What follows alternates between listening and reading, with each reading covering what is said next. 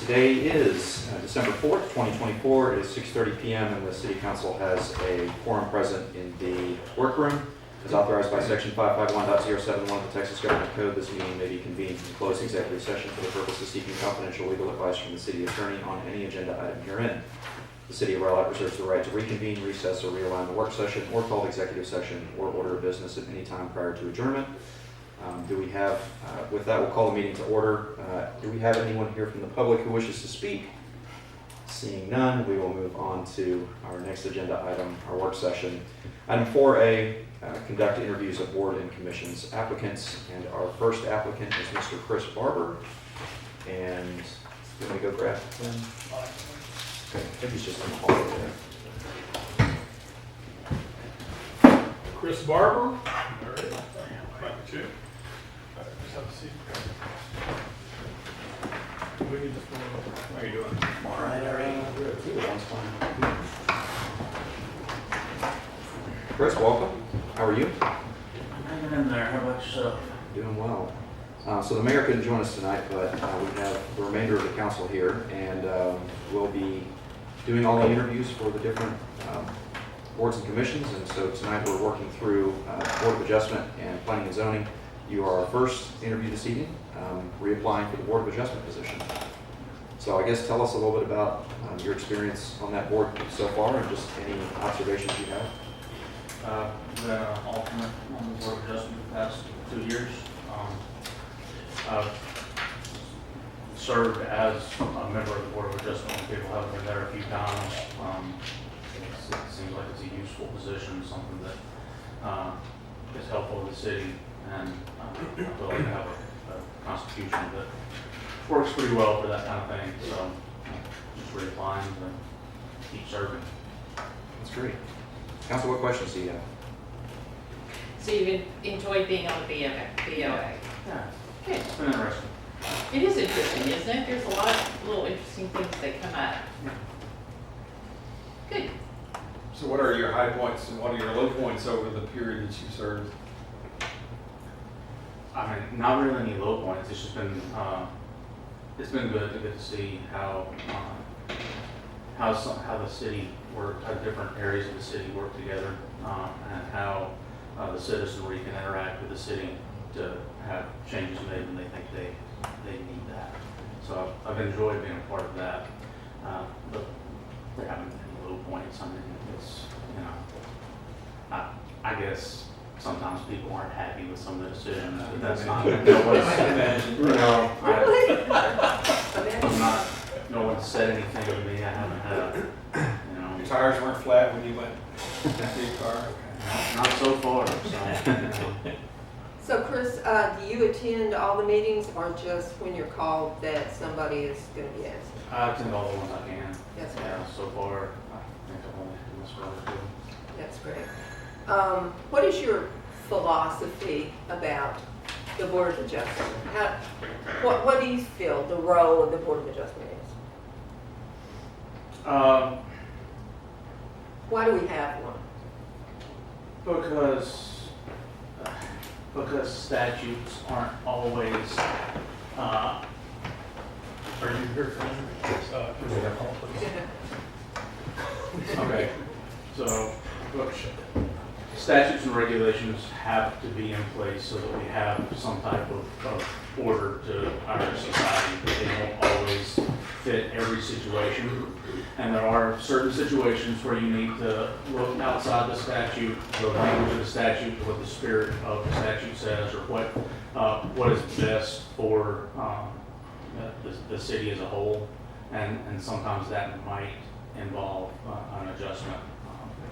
So do you feel as if you lean more toward granting variances or I don't denying lean in either variances? direction at all. It So- depends, facts and circumstances of So every each situation. individual case on its merits? Yeah, absolutely. You guys have any questions? Oh.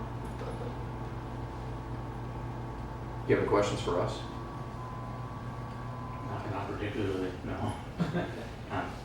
What's the most difficult case that's been brought before you in the last 12 months?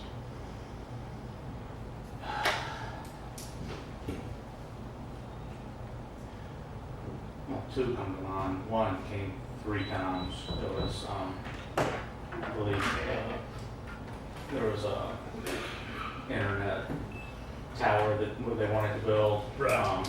And they brought that back a few different times, with changes to it. It needs to stay open since it's got a Okay. A block. I just want, bit in the curve. That one was particularly interesting because the city was recommending not to approve it every time. They kept coming back with changes to try to get it closer in line, so there was a push and pull there. So that was, how you ultimately decide. the last time they approved it, but I wasn't sitting for that one. Okay, but it wasn't, they went through the process and it wasn't approved. That's right.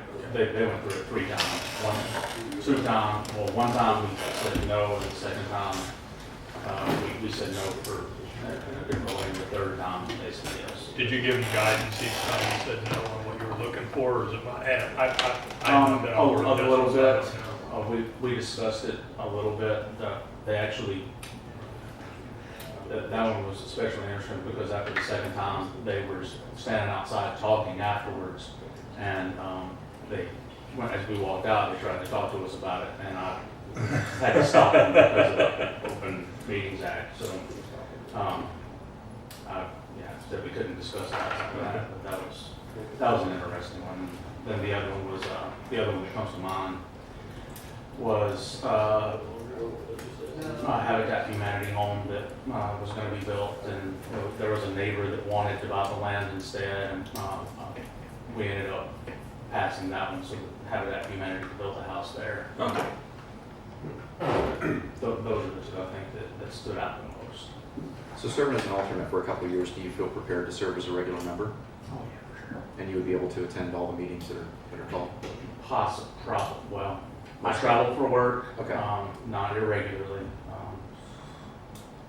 And I came back from San Antonio today, so like it's sporadic. I speak at a lot of conferences for different organizations. So Sure. it just depends on when those are. But so far, I've been pretty lucky. Okay. If I'm in town, yes. As an attorney yourself, how do you feel about if the city attorney starts sitting in at every Board of Adjustment meeting? Would that be something that you would look on favorably? Well, just sitting in, I would have no problem with it. If there was an opportunity for us to discuss questions with the city attorney, I would be absolutely in favor of that. Just sitting on, I mean, if they wanted to discuss or jump in, I'd be fine with that as well. But I don't think it's necessary every time.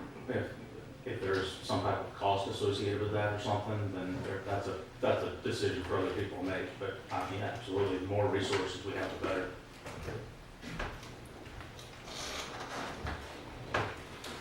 Council, any other questions?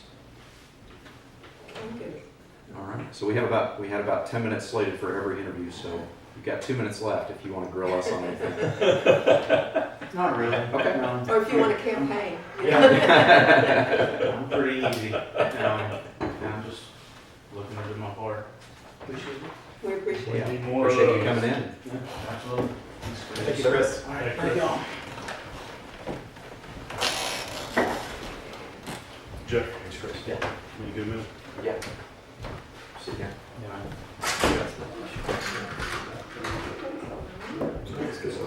Good question.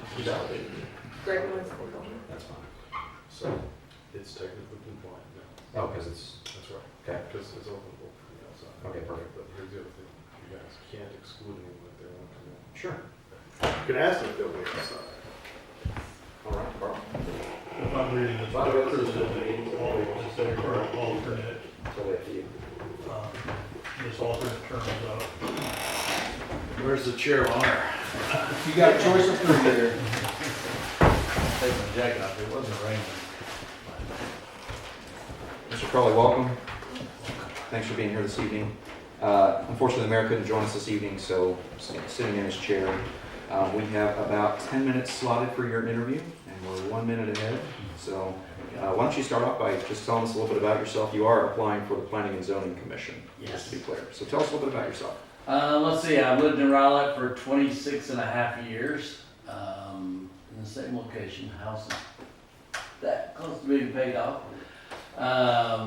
let's see, I have sat on probably a lot of different boards, obviously. The Board of Adjustment, was an alternate on the Planning Commission, a member of the Planning Commission, vice chair of the Planning Commission, chair of the Planning Commission, board of directors of the HFC, vice president of the HFC, and president of the HFC. Otherwise, raised 3 kids in this town. 2 of them graduated from Rowlett High School, the other one from JP2.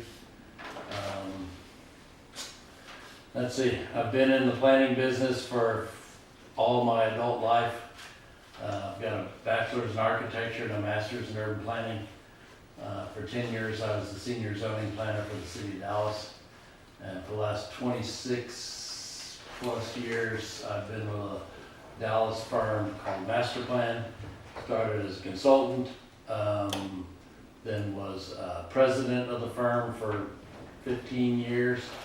2 years ago, we were bought by a national group called Millrose. So you can't have more than one president. I think that's against a lot of rules probably. So I picked my title. I wanted to be Grand Poobah, but felt that most people couldn't spell Poobah. So I'm now executive director for Texas. We're a real estate consulting firm, help people. I have a lot of different things over 30 plus years. My favorite is, which doesn't go over very well in probably a setting somewhat like this, is I'm not from the government and I'm here to help you. Let's see, there's a lot of things Rowlett has done right. There's a lot of things Rowlett probably hasn't done right. There's a lot of things that still need to happen to Rowlett. I have 2 passions in life, I guess, outside of work, besides family. Education. One of my big things I've done in my 26 years of master plan is represented probably every school district in the Metroplex. Dallas, Fort Worth, Garland, name the school district, probably I've worked with them, doing entitlements and permit expediting. And then my other one, obviously, when I was at the HFC, is affordable housing. If you don't have a safe, a good place to live, there's lots of cheap places to live that aren't good places that you probably wouldn't want to live in. Then you can't start worrying about the education and educating and taking care of your kids. So that's 2 of my passions in life. So that's my life in 3 minutes, probably 2 minutes too long. So. Council questions? You obviously have a lot of experience in this area. What is your philosophy regarding our comprehensive plan? How closely do you feel like we should be following that comprehensive plan? And do you think it's a good comprehensive plan? I know this is a bunch of questions together. A comprehensive plan is only as good as it's been updated and reviewed. If it hasn't been updated, it should be updated probably every 5 years. Maybe not a complete overhaul every 5 years, but it should be updated every 5 years. Things have changed. Who knows? Right now I'm working with a drone company to make cookie deliveries in Dallas. Well, 5 years ago that was unimaginable. 10 years ago, was drone even a word? Probably. It probably was. But things like that need to be updated. It needs to be reviewed on a continual basis. 20 years ago, Rowlett needed multifamily. It did, let's be honest about it. It's probably not a nice thing to say, but it did. It got a lot of multifamily and probably a lot in too quick a time. It will be absorbed if it's not being absorbed already. And eventually then there'll be a need for more of it. It's just gonna happen. There's 620,000 people moved into Texas last year. Well, they gotta live somewhere. And you all know how expensive it is to buy a home nowadays or live anywhere. You know, some of these apartments probably Rowlett rent for well over $2 to $3 a square foot, which is, I have 2 of my 3 kids live in Rowlett. My oldest son and daughter share a rent house over behind off of Kenwood. And they're fortunate their landlord hasn't raised their rent in 3 years, which is, yeah, wow. I won't tell you where they live just because it's not a great house, but it's unusual. But they probably couldn't afford to live in Rowlett in an apartment, and they're sharing a house, and they both have college degrees. It's just the point now where the housing market has priced people out of the market. Now, obviously, I'm a little different. I've got an interest rate at, I don't even talk about it, 1.5 or 2. But, and I bought the house 26 years ago, which means now I probably could sell it for twice as much, which is outrageous in itself. So that's the things that need to be looked at in a comp plan is, you know, and start looking at 10,000 square foot lots. They're not sustainable. They're not. Now, I'm not saying 2,000 square foot lots are the answer, but there's got to be options of different home sizes and different lot sizes. Because at some point, they're not making new land except in Hawaii after volcanoes. They're just not. You know? Yeah, can I kind of jump in then on those thoughts, because those are important to me. If what I'm hearing is saying that you're basically for multifamily, No, I'm for appropriate and responsible development. Some places multifamily is appropriate and responsible. that becomes very much a subjective type of thing. Well, no, but I disagree with you. There are a lot of planning principles of where multifamily is appropriate. And they need to be looked at in that scenario. If I have 1 acre lots, is multifamily appropriate next to it? But if I had a high density commercial development and then transition towards a single family, multifamily is appropriate in that location. And what is the driving force for Rowlett to want more multifamily? Well, I don't know if there is a driving force right now for Rowlett to want more multifamily, just because there's a multifamily out there. And there's some that's not complete. The stuff up here on Main is not complete, it's not fully occupied. Well, it will be in a month. Right, and then there's stuff out there on North Shore that's still, and then you've still got all the stuff in Sapphire, Bayview, whatever we wanna call it, Bayside, whatever, you still got all that multifamily to absorb. So I think there's the absorption ideas, at some point that will all be absorbed. And then you're gonna need to start looking at, okay, Rowlett's running out of land too. Do we wanna put 10,000 square foot lots, which for practical purposes, and the manager might agree with me, may not, but at some point, single family is very difficult to pay for itself. It doesn't generate taxes. It absolutely is. But Yeah, and commercial and multifamily obviously do pay for themselves. And where appropriate, then that's something you need to look at. I don't think you can just close your eyes and stick your head in the sand and say, we want no more multifamily, period. You've got to look at it and say, is it appropriate, and where it's appropriate, we need to look at it. And that's fine, I'm on social media, I know that I would be tarred and feathered to be saying that in public, and I may be here, and that's fine. Yeah. If you want my honest answer, and you want my professional opinion, which I've been a planner for 40 years, that's a professional opinion as a planner. Well, let me push back just a little bit then. You were the chairman when we reshuffled the HFC last When year. we were fired, yes. Okay, if you want to call it that. Well, no, it is. When we fired y'all. Yeah.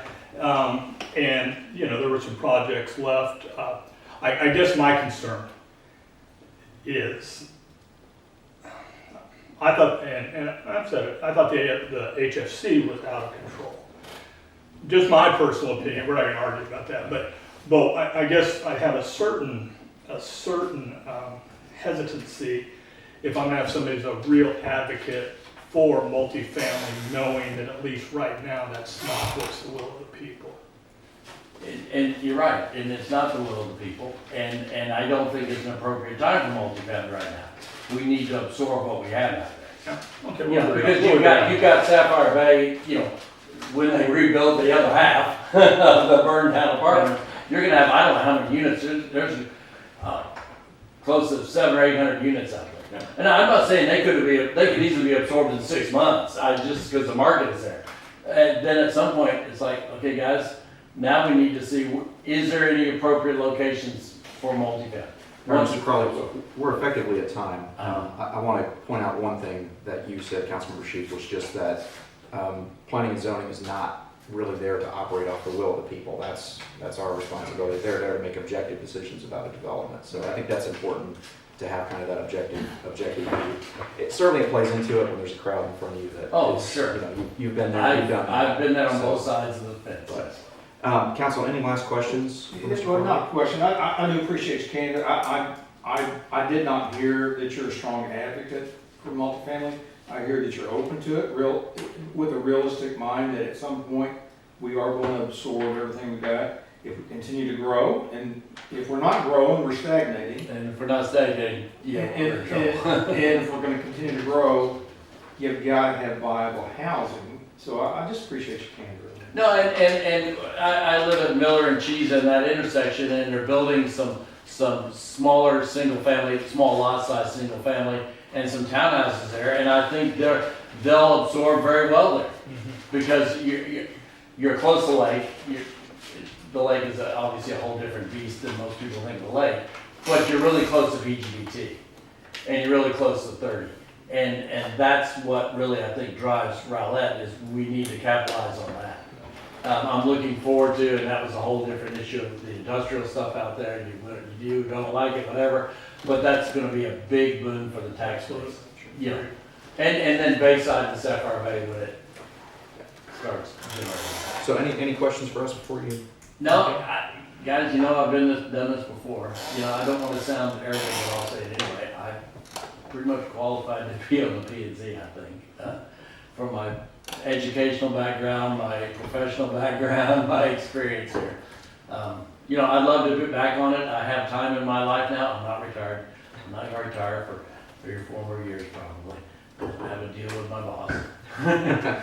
I retire, he retires 30 minutes later. Or before. All right, well, thank you for joining us. We appreciate it. Appreciate it. Sure. Appreciate your previous service as well. Thank you, Bet. Thank you.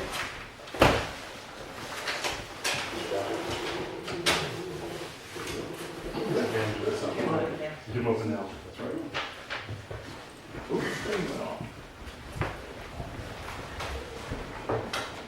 All right, good evening, Mr. Doherty, welcome. Thank you for joining us. Unfortunately, the mayor is absent this evening, so I'm sitting in as chair for the meeting. We only have about 10 minutes for each interview that we're doing. We're on a pretty tight schedule, but we've already looked over your resume, so aside from things that you put on your resume, why don't you start off by telling us a little bit about yourself in a few minutes? Let's see, lived in Rowlett since '92, moved down here from Massachusetts, born in Pittsburgh, Pennsylvania. I've managed construction projects for the better part of my career. I'm an industrial engineer by discipline. So construction, industrial maintenance, that's that background. So currently I'm an environmental consultant. So I work with government officials, rules, regulations, and it's just part of, I've got, more years than I'd like to think about doing this. The reason why I want to participate in the city, I want to get back. I lived here, like I said, since '92. I have a lot of abilities, places that I could fit in. I was asked to be on the Board of Adjustment 2 years ago as an alternate, and it's interesting. Any way that I can serve the city and help things out. Council, what questions do you have? So you served as an alternate, did you get called in to actually participate as the regular member? I come as often as I possibly can. I've been able to serve a number of times. I know Stan Pollard for years through Scouts. I'm sorry. I understand. Never ask Stan a quick question unless you got a lot of time. Yeah, there are no questions. And he's not any different than Scouts or in person. And so I've been on there a number of times. This recent issue with the radio tower has been kind of crazy. I mean, 3 times we got called in for something that should have been resolved the first time. But that's just my opinion. What is your philosophy regarding the Board of Adjustment? What is the role, do you feel, of the Board of Adjustment? I see it as no matter how tightly you write the rules and regulations, there's a tremendous amount of gray area. The city of Rowlett has quite a few options in the way that the regulations have been written, and you have to try to do your best to work things out as best you can for all the parties. You know, if it was black and white, then they're not coming to the Board of Adjustment. So there's often mitigating circumstances. Sometimes it's in the view of people that are appealing the decisions or the rules that are very clear. You know, this is a very easy exception. In reality of it is often not. So do you feel like that role is to interpret the law where there are those gray areas, or to grant actual variances to those laws even when those laws are clear? Well, I'll give you an example. There was, we had a case where the homeowner, a house had been built and the fence was out of compliance. Somehow it slipped through the cracks, it's on a corner lot, they wanted it, and you know, you have to kind of thread the needle to see how you best can meet the standards of the regulations and still provide it. So you don't feel like you're granting an actual variance to that regulation, but that you still have to meet the standards of the yeah. regulations? I mean, unfortunately, Was the this rules a are the setback rules. or? It was in regards to height. We've also had some setback issues too. This was a corner lot with the fence where it had to be rebuilt at So a this certain was height. the one that, Well, it was already built to a certain height. and it It was was required- It would have down. been required to be lower. And so, Yeah. you know, you try and work it out. Yeah, A lot of these issues have involved fencing. yes. It's been a- Interestingly, fencing is a big controversial issue in this Followed town. up by sheds.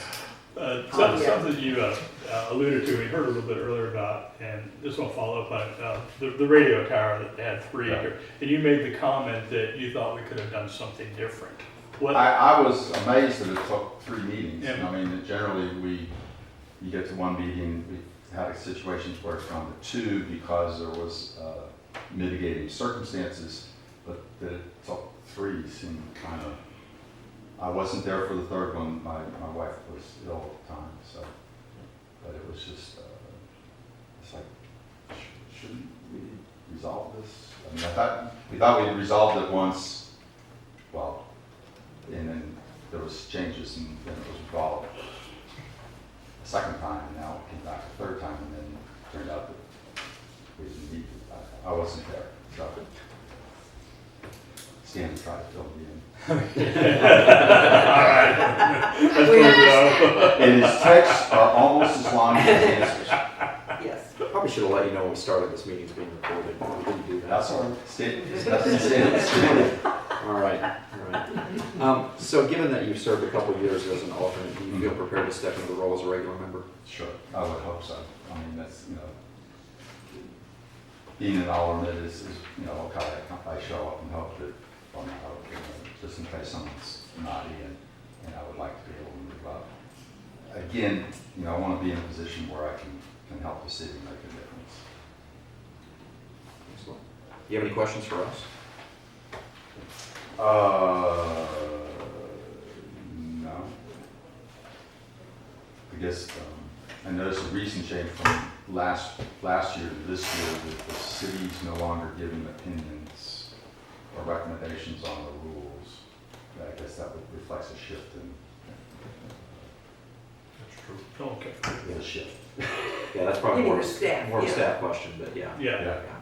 Put that note on. Yeah. So, because sometimes that's helpful because some of the rules are rather complex. I'm happy to address that. Sure, yeah, I think that'd be great if you. We're happy to clarify any of the rules to the best of our ability. Right. That's distinct and different, however, from providing a recommendation as to Right. what action we should take. So don't ever hesitate to ask us to clarify Oh. technical issues or otherwise. You bet. That's distinct from a recommendation. I've followed P&Z for years because I like to know what's going on. And so in the past, you see, okay, staff recommends, Mm-hmm. okay. Yeah. And then I just want to sometimes- clarify that the recommendation is distinct from your ability to always ask us any technical. Oh, I understand that, and we went through that most recently on the radio tower. That just is a recent. Would you be willing to serve on a different board if we needed you on a different board? Sure. Originally, I had applied to the parks because I'm a heavy user, and it fits my Boy Scout. You know, we do a lot of projects there, and it also fits my professional background in environmental consulting. And, so that's a very strong area of my knowledge. That's good to know. So, but again, I just want to help out, lived here for a long time, and it's time to get back. Appreciate your desire. You've given back for many years with that uniform you've got on, so. Well, Yes, yes, you yes, and I'm trying to shift direction, but if we could only get some of the parents to step up. It's always tough. Yes, Well, thank you very much for visiting with us today. you bet, Appreciate you it. bet. Thank you, sir. Oh, you bet. Thank you very much for everybody's service here, because I know how much city council takes. Well, it's true. Yes, sir. Mr. Hernandez. That's a lot. It's an open meeting, y'all are welcome to sit in if you like. It's entirely up to you. Michael, how are you? Hernandez. First of all, welcome. Thank you for your current service on P&Z and coming in to interview for reappointment. The mayor is not with us this evening. He had to be absent, so I'm sitting in his chair for tonight's meeting. We have about 10 minutes for each interview that we're doing. And so we've already, be in mind that we've already looked over your resume, got everything on there. So with that in mind, tell us a little bit about yourself in just a few minutes. Well, I mean, I've been a Rowlett resident for the last 7 years, I think. Moved here from Saxe, before that Carrollton, and before that El Paso.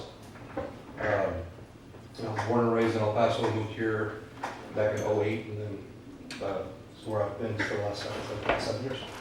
I'm a software developer by trade. I do that pretty much 6 days a week kind of thing. When I'm not doing that, it's basically family and, you know, housework and stuff like that, so. All right, council, what questions do we have for Mr. Hernandez? Have you enjoyed being on P&Z? Very much. It's actually been an interesting experience. I'm learning a lot with this. Learning a lot more of how, you know, certain things come to not only the commission, but obviously the council.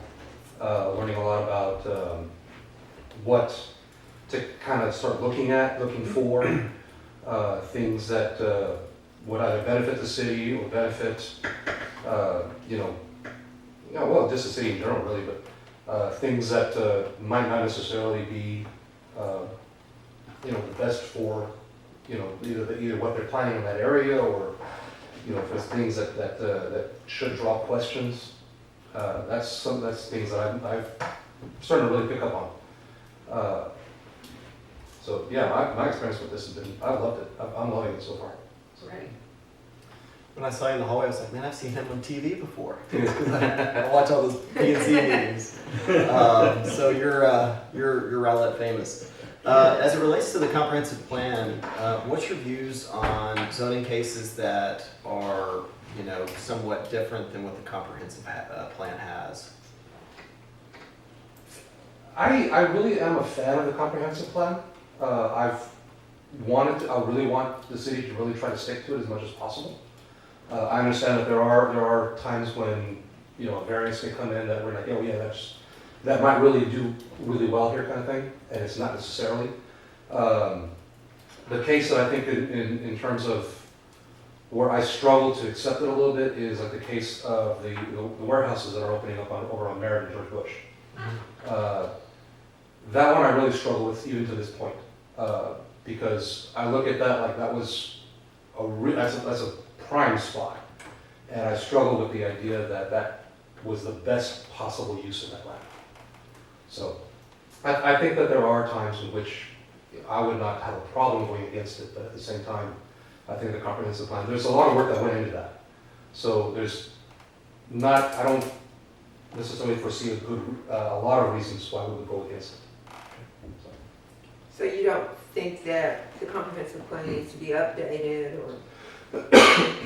It's always open for update. I mean, I think it's not necessarily something that, you know, it was built in, you know, 1985 and should never change again kind of thing. It's something that can always be looked over and updated and changed. And, but I do still believe that if all that work went into it, then we should at least try.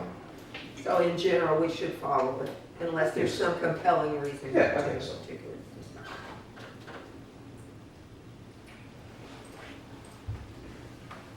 How many times have you sat in as a regular member and been a voting member of the commission, if you recall? I believe I've been there. God, we're up at what this has been a little more than a year now at this point.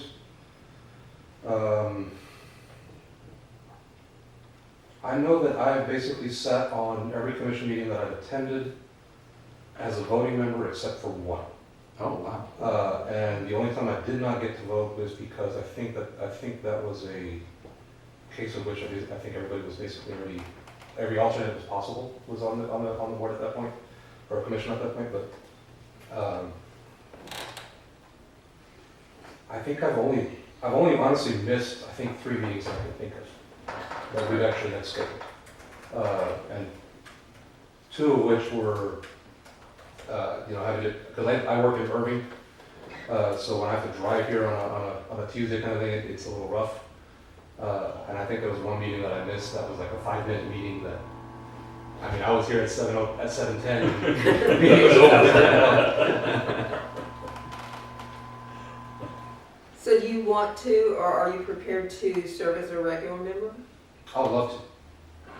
Absolutely love to.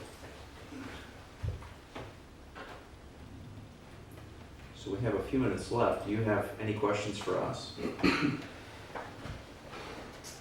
When you brought up the plan, is there a thought about updating it? Well, there's always a thought. I mean, comp plans are generally regularly updated every 5 years or whatever. And so I just wondered, since you said you were a fan of the plan, I figured you had studied it a lot and wondered if you thought that it was in need of update. I see. I mean, not to kind of rehash what I was saying there, but I think at some point, you know, it could be updated. The things that I've seen on the plan, the one thing I think I'm really focused in on at this point is the Sapphire Bay area. That's the area that I keep watching to see what else might come in, because there's a golden opportunity on that. And like the one that happened at our last commission with the hotel that they want to put up there. The one thing, and I think this is a question that I have, not to kind of divert off my answer here, but I asked the chair, Mr. Cote, how much of an opinion should we have as we express, you know, questions and such, not only to staff members but to the people that come before us. And like one of the things that I saw, I kind of pictured in my mind as I was looking at the Sapphire Bay hotels, and I started wondering about, well, you know, could there not be a shuttle that kind of goes between that and the development across the highway? Whether it's run by the city or the hotel or some kind of joint thing. So I often think about, you know, should I be more opinionated? Is there a need to be more opinionated on that kind of thing? And that's generally left up to the board member, as to whether they want to go into detail about. You're not required to explain why you vote the way you do or what your opinions are, but it's always welcome, I think. The citizens like to know what the reasoning was behind. Yeah. And I understand you guys watch our commission meetings all the time too, so.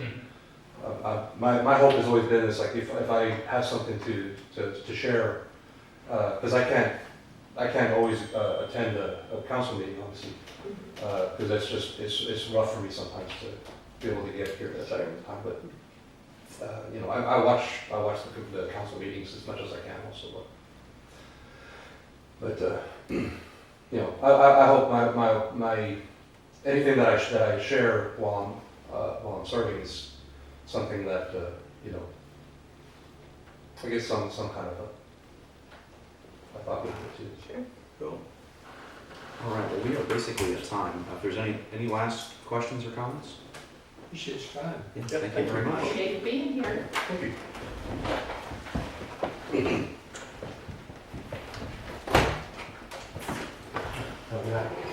too. Stanley's gonna be tough to get into 10 minutes. Yeah, we're gonna put Stanley on a shot clock. Do you have one of those countdowns? Yeah. 3 minutes and I'm starting. Get the citizens input there. Hey, Tamara. There's Tamara.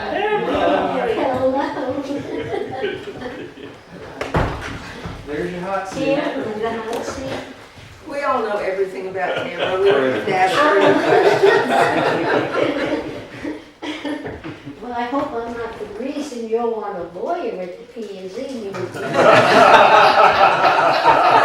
It's so you won't have to have that burden on you. Well, I'm not that kind of lawyer. I know, you so know? that's why And people are like, well, you're a lawyer. I bet I'm not that kind of lawyer. Right, you understand I that? understand. So Tamara, welcome. Thank you. Mayor couldn't join us tonight, so we're glad you're here. We have about 10 minutes for each of the interviews that we're conducting, and we've obviously already looked over your resume, and as was said, we know pretty much everything there is to know about you, but tell us something we don't know in just a couple minutes or less. Something you don't Something we know. don't know. Or some stuff we do know, that's okay too. Something you don't know. Well, you don't know that I started waitressing when I was 13 years old. We did not know that. I Definitely did. did not know And that. I was 13 going on 35. And I worked at IHOP. And my first week I made $300. Wow. I thought I was rich. And so I figured it all out, that I was going to save all my quarters and buy me an IHOP.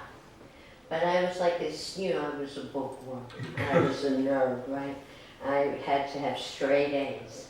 So when I didn't apply for college, they called me in. Well, you have to go to college. I said, I don't want to go to college. I want to own my own money. And they're like, no. Then they sent me to the school psychologist. What's wrong with her? Yeah. And so I'm like, you don't understand. I made $300 in tips, you know.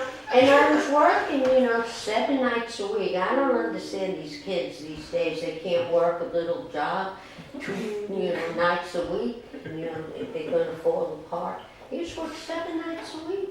But anyway, so that's something you know.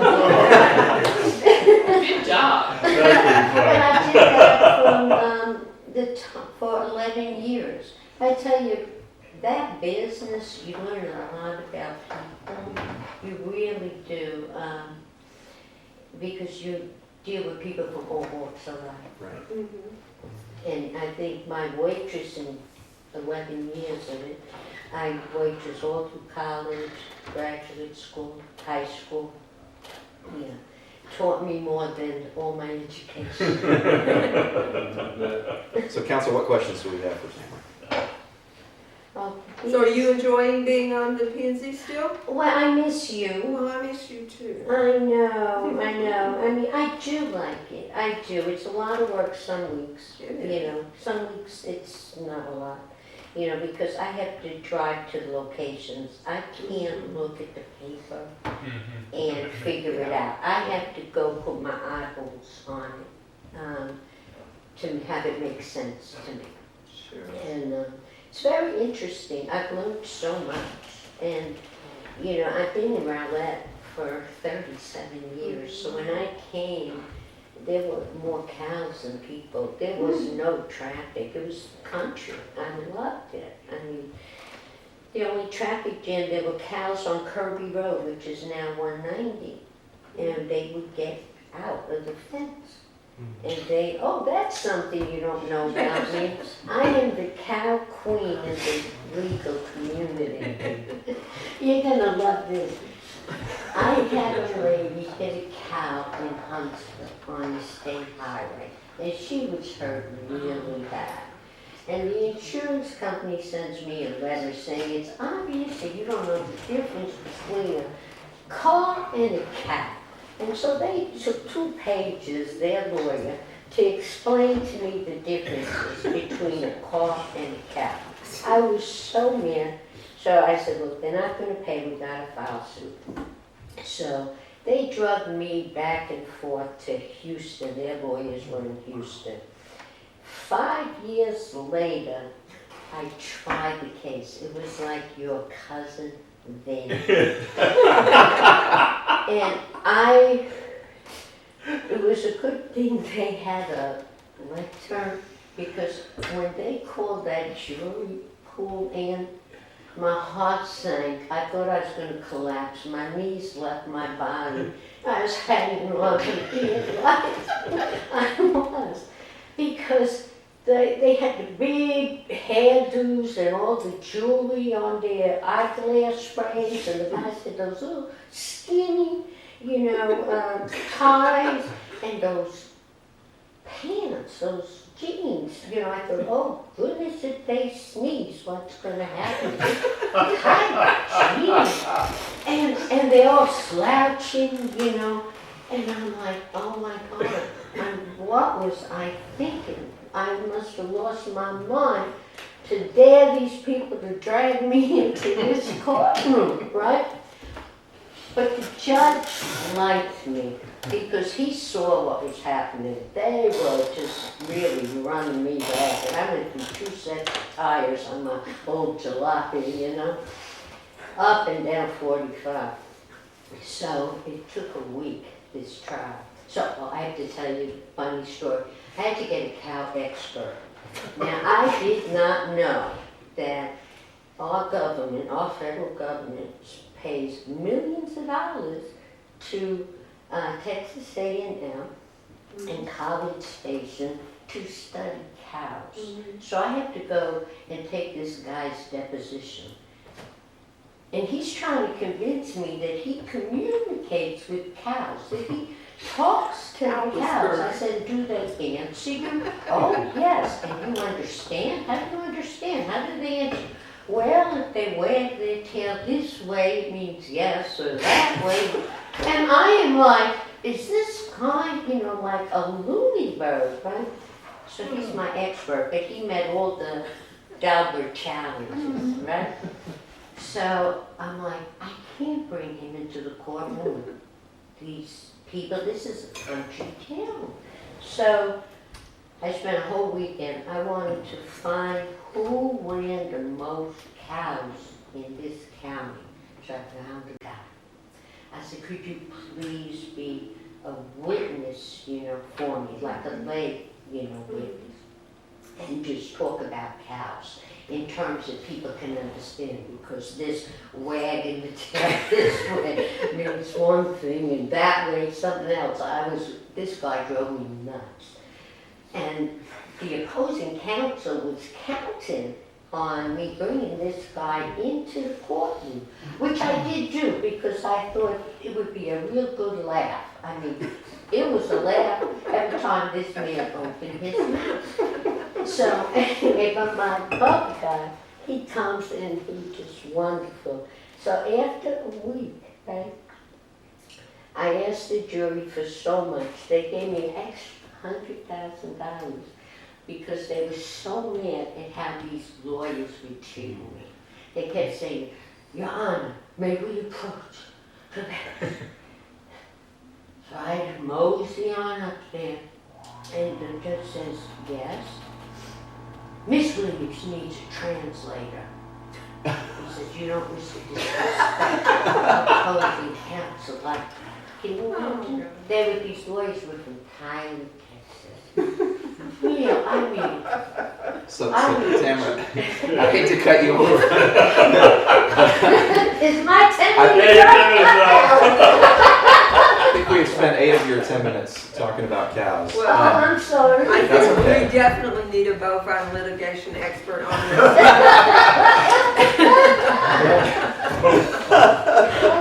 Do you have any questions for us? No, I really want to thank you because I went to that seminar and I really appreciate it. I learned a lot. I still learn. I mean, I learn all the time, you know, and I like to learn, you know, because it's not my area, but I find it very interesting, fascinating. I'd like to be a part of planning the future of the city. You know, I wish years ago that I could have, you know, maybe some of the bad decisions I might have could have done something about if I had been involved, you know. So I think, you know, so development has to be sustainable. I get sick when I drive up Wildwood Road. I'm like, you know, they should have put a nice screen wall. You know, when you look around, you see the mistakes of 30 or 40 years ago. And we're having to live with it today. So I hope that the decisions that we make today, you know, will be proud of 30 or 40 years from now. You know what I mean? Well said. Well said. Any last questions, Well, comments? I'm assuming if the developer brings an IHOP before you, you're a yes?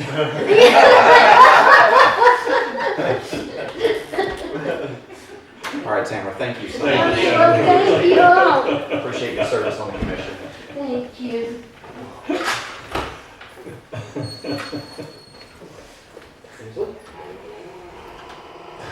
Come on in.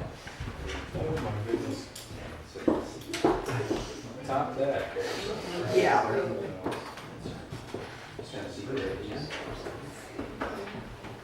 How you doing? Hey. All right, Kingsley, welcome. Thank you for joining us this evening. The mayor's absent this evening, and I'm sitting in his chair for this meeting. We only have about 10 minutes for each interview that we're conducting, so we'll have about 10 minutes with you. We've already looked over your resume, so keep that in mind. But with that out of the way, could you tell us a little bit about yourself in just a few minutes? I'm Kingsley Yambo. I'm from Africa, Ghana, and I came here about 25 years ago. And I came to Raleigh 2005. And I raised all my children here. And I like the place. So I think that's all. All right, thank you, sir. Council, questions? Why do you want to serve on the Planning and Zoning Commission in particular, out of all the boards? Yeah, because I want to give back to Raleigh because Raleigh has been good to me since I've been here. I raised my children here, and the city is a nice place. So I think at times you have to give something back when you receive something from the city. So I think I want to serve and give something back to the city because the city has been good to me since I've been here. I raised all my children here with no problem. They've been good. That's why I want to serve in the board. And I think if given the chance, with my past experience and present experience, I'll Would come you be willing to serve on a different board if we don't? Yeah, any board at all, I can serve, you know, in it. So, and I'll serve with open mind, I come with open mind, listening,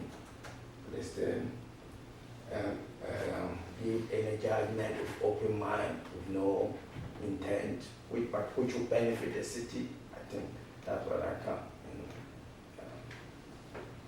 So did you look over the list of other boards and commissions that are available, and do you have any preferences? I look at some, but not much. So anything at all which is very one thing I can say.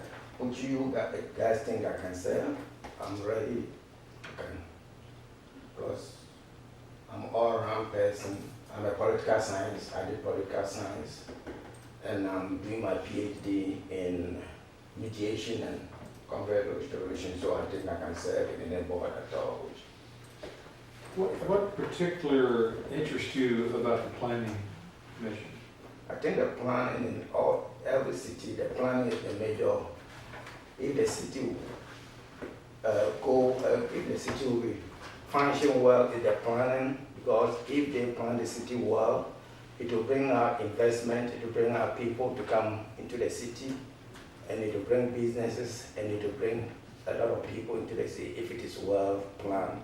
But if it is not planned well,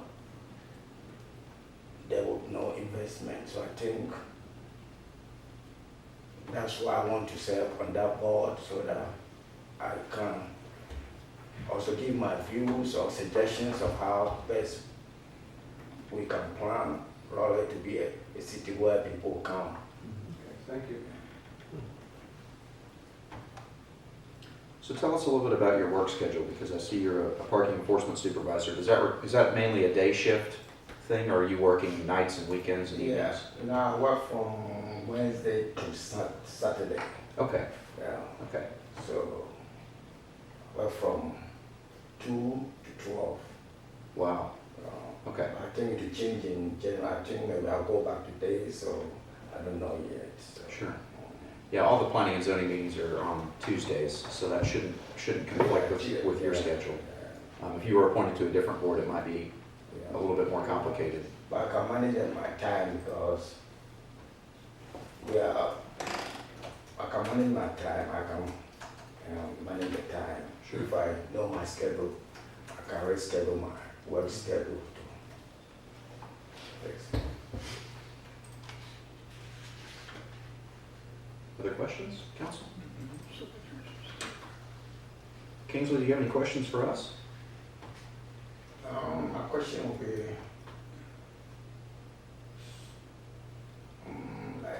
tell me something about the zoning, what we do or what we don't do. Sure. So planning and zoning is a statutory board. They have some statutory authority. In a lot of cases, they're making recommendations to the city council of different zoning actions that can take place. And that could be anything from a fence or a shed all the way up to a tremendously large multifamily mixed-use development. I mean, it spans the entire gamut of anything that could be built within the city, basically, that requires a zoning change. They meet twice a month, typically on Tuesdays, second and fourth Tuesday of the month. And there's packets that are prepared that detail all of the agenda items on the agenda. All the meetings are open to the public. They're all recorded. You can go on the city's website and watch any of the meetings and learn a little bit more about the commission. There are 7 regular commissioners that vote at each of the meetings. There's a chairperson and a vice chairperson, and they're responsible for making those decisions and making those recommendations to council. The Planning and Zoning Commission is designed to be very objective in their opinion, whereas at the city council level, we get to be a little bit more subjective in interpreting things that might be outside factors. The Planning and Zoning Commission has to be very objective with their consideration of an item. Is that pretty well covered? Feel free to chime in. Yeah, no, I think that's, Yeah, I think that covers it. yeah. Trying to do it in 2 minutes or less. But I would definitely encourage you to go on the city's website and watch some of those meetings to get a feel for what happens. I read some. So, Any other questions for no us? other question. Okay. Appreciate your time. Thank you. Thank you very much. Thanks for coming in. Thanks for Thank you your very interest. much. Take care.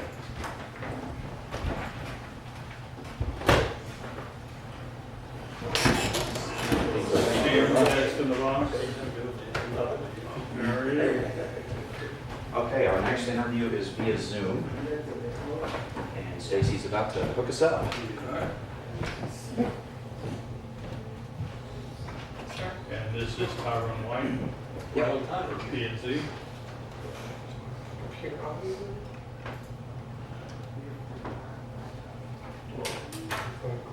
Forward.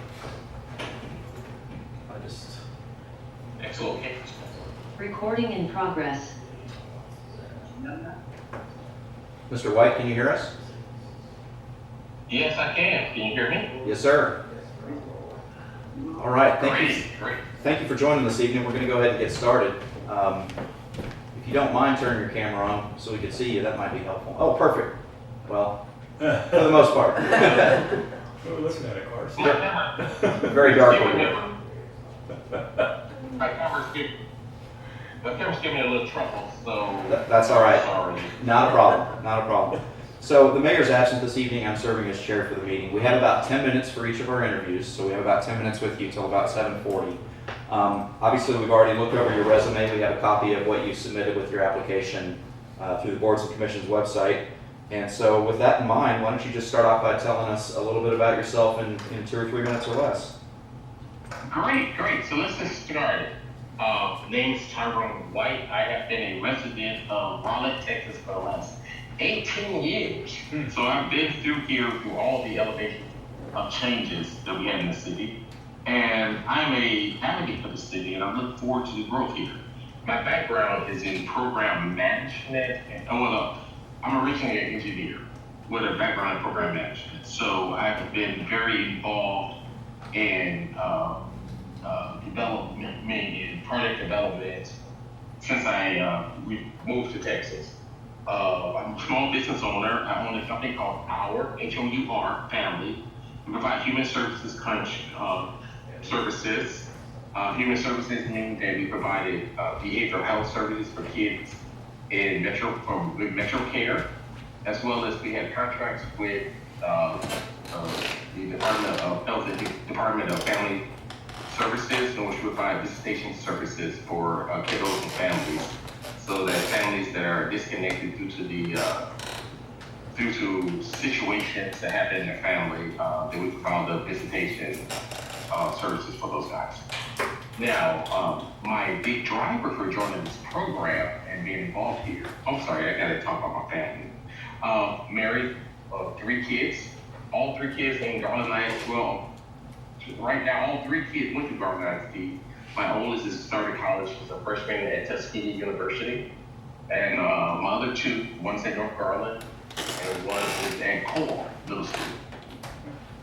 So that's my background. My driver for the interest in this program, since I am a resident of this city, is to actually look for the future in our great city. My care about is, I see our city as a very diverse, very, very changing city, which is a good thing. But my care about is see some of the character that we had, and to help take some of that character to the future. So I'm very interested in joining this program. If there are any questions about my background, I can give you more color around that. If not, we can go into your questions. All right, yeah, we have members of the city council here, and we're just going to kind of go around and just ask you questions, so take it away. No problem. And I actually been coming, I'm the guy who's been coming to some of the city council meetings. I told the secretary that I'll be traveling today. I'm actually working in Austin this week, so that's the reason why I'm not able to come into the office. No problem. We appreciate your flexibility being available through Zoom, so that's great. Council, what questions do you have? And it's Wingate, right? Yes, sir. Yes, I think, our daughters are friends. They are. All right, good deal. Let's get started. Hi, Tyrone. I'm Deb Schindler. Why did you pick planning and zoning in particular when you applied for a board? What is your special interest in planning and zoning? Do you have a background in zoning issues, that kind of thing? Okay, my interest was more in terms of what kind of businesses that we're inviting into our city and understanding the decision-making process and maybe helping contribute to that process as a resident of 18 years into the community. I noticed that we have zoned and changed our city, and hopefully some of my background as a small business owner, as well as working in the corporate area, doing project management, as well as development work, seeing organizations grow from infancy to multi-million-dollar organizations, seeing that and seeing how that affects communities, and understanding that the term of just a new business does not mean that the right business for area. I have seen that happen in other places, and hopefully don't see the same things in Rowlett. My background, before I moved to Rowlett, I lived in a city called Gilbert, Arizona. And Gilbert has similar growth that Rowlett had. Gilbert is now slightly bigger than Rowlett. But Gilbert had the take all process, and that they went through a lot of growth pains because of that. Just due to the fact that they wanted to take on a lot of new businesses and grow our city grow that city so fast that they ran into some of the adverse products of that growth. So that's my background, seen it through a couple cities, and hopefully I want to help contribute to our growth. Thank you. Are you familiar with our comprehensive plan? Do you know, what do you feel is the role of the comp plan in relation to planning and zoning? Do you think it's something that we should strictly abide by? Do you see it as just a guideline? Can you address that? I say our comprehensive plan is a guideline. We have to have flexibility to make decisions. There's all things that it's individual case. We may want to say we want to grow our city. We want to add more stores. Example I'll say is that we opened up our cities for the sale of liquor, which is a great thing. It's a great money maker. We are the only city on the eastern part of the county that has that. But we have to understand that when we grow our city in that manner, we have to understand that we can't. I know you can't stop all business from coming in, but we have to make sure. Maybe we want to mix that up. We can't serve all those vendors who want to come into our cities. And zoning is one of the things in which we can help control that growth. Also, a lot of these service industries we have coming into our city, those are great, but in terms of a tax base for overall growth of Rowlett, I think some of those conversations should be reduced. I know nail shops are very popular, and we do make a lot of money, and those businesses are great, and those are great businesses for those owners to have. But the question is, what is the best for our city? And thinking that not necessarily the comprehensive plan saying we want to grow, but how do we grow in a sustainable manner that we can see 20 years from now that our city is healthy financially as well as a healthy community. Okay, thank you. No problem. Yeah, hi Tyrone, this is Michael Shoup. How are you? Great. How are you doing? Good. Hey, I wanted to know, the P&Z board in particular is a little more technical than maybe some of our other boards. And I'm just saying that for somebody, I look at your resume, you've not been on a board, so you haven't really been through that process. Not that that's a deal killer, but still that's. Have you watched P&Z meetings in preparation for this, or just even in preparation for your application? I've read memo notes. I have read notes. I have not watched a meeting. I have read the meetings, the minutes for meetings in preparation for this conversation. So to ask the question, I have not watched the video, but I read the minutes. Would you be willing to serve on a different board if we didn't put you on P&Z? Well, yes. My concern is, first of all, helping Rowlett grow and helping Rowlett be the best city it can be. So I'm willing to contribute anywhere I can. But this is my first step into actually active engagement in my community to a point in which I want to help our community be the best it can be. So I'm definitely willing to contribute and support anywhere I can. And the project manager is saying that we only have, we're out of time. Darn it. going out strong. You're going out strong, Howard. Yeah. Someone who actually keeps track. That's right. So tell us, what questions do you have for us? Oh, the questions are, I want to talk about what is the role of, what are you guys expecting for a board member on a day-to-day, meaning not day-to-day, in a monthly cycle, in terms of the commitment of time, in terms of commitment of resources, things of that sort. So I think there's a pretty big variation in terms of the time commitment, simply based on the need of the commission at that time. There are twice a month meetings that you would attend, occasional work session, but pretty few and far between.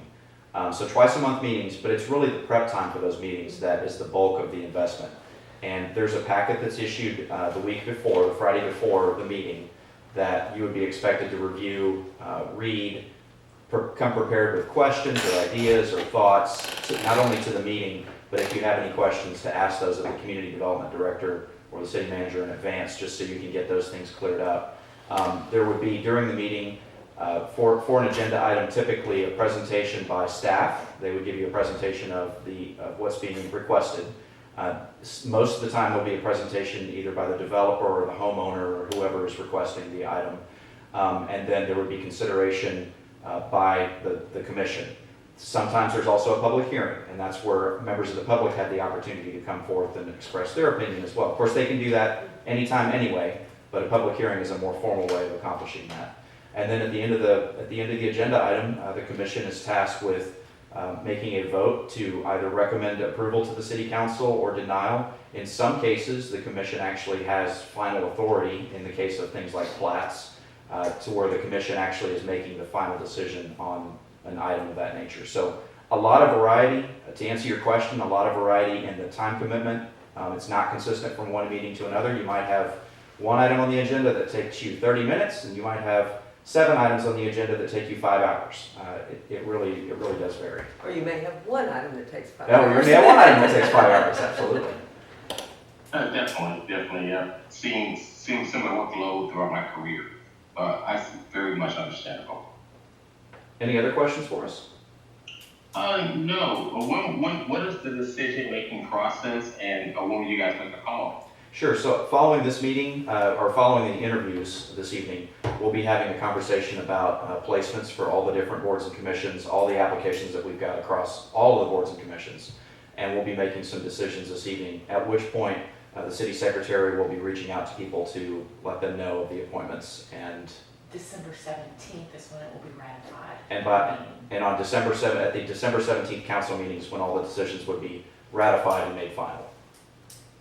Great. All right. That was my questions. So I want to say thank you guys for taking time out your schedules to have in this meeting with me and having me while I'm out of town. So I know this is unlikely that we're doing this virtually, but thank you for being patient and having this conversation with me. And we appreciate you applying, and we appreciate your flexibility. All right, good deal. All right, Mr. White, take care. Thank you. All right, bye-bye. All right, council, yeah, our next Zoom is at 7:50, and Yes, we have a bit of a break. yeah, so let's take a 6-minute break, and we'll reconvene back before that meeting at 7:49. All right, council, it's 7:49. Let's go ahead and reconvene. That way we can hopefully get connected to our friend who's in a foreign country. Oh, really? Yeah. Omar Sharif, isn't that an actor? Lawrence of Arabia. So- Yeah, that's right. And Dr. Chivago. Classic. All right.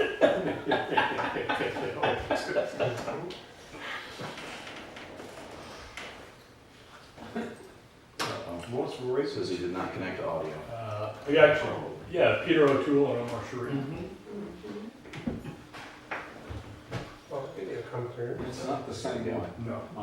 Omar, can you hear us? Now I can. There we go, we got you. All right, great. First of all, welcome. What part of the world are you in? I'm in Oman right now. Wow. Wow. So my name is Jeff. The mayor is absent this evening, so I'm sitting in this chair of the meeting. We have about 10 minutes for all of our interviews this evening, yours included. And we've already got your resume and your application in hand. We've already looked over that. So with that in mind, why don't you start out, just take a couple minutes and tell us a little about yourself. Sure, yeah. So, been in Rowlett since about 2001. Went to elementary school, middle school, high school there. Then, of course, I went to undergrad at UT Dallas. Once I went to law school, I moved out of Dallas. I thought I was ready to be done with it. I realized there's no place like home, so I came back. I'm a prosecutor in Dallas County and just looking to give back to the same community that, gave me everything I had.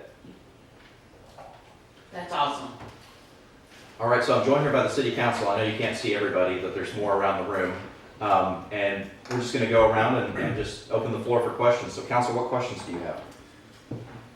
Well, thanks for waking up early. I guess it's about 6 a.m. over there in Oman right now, something like that. So thanks for getting up early.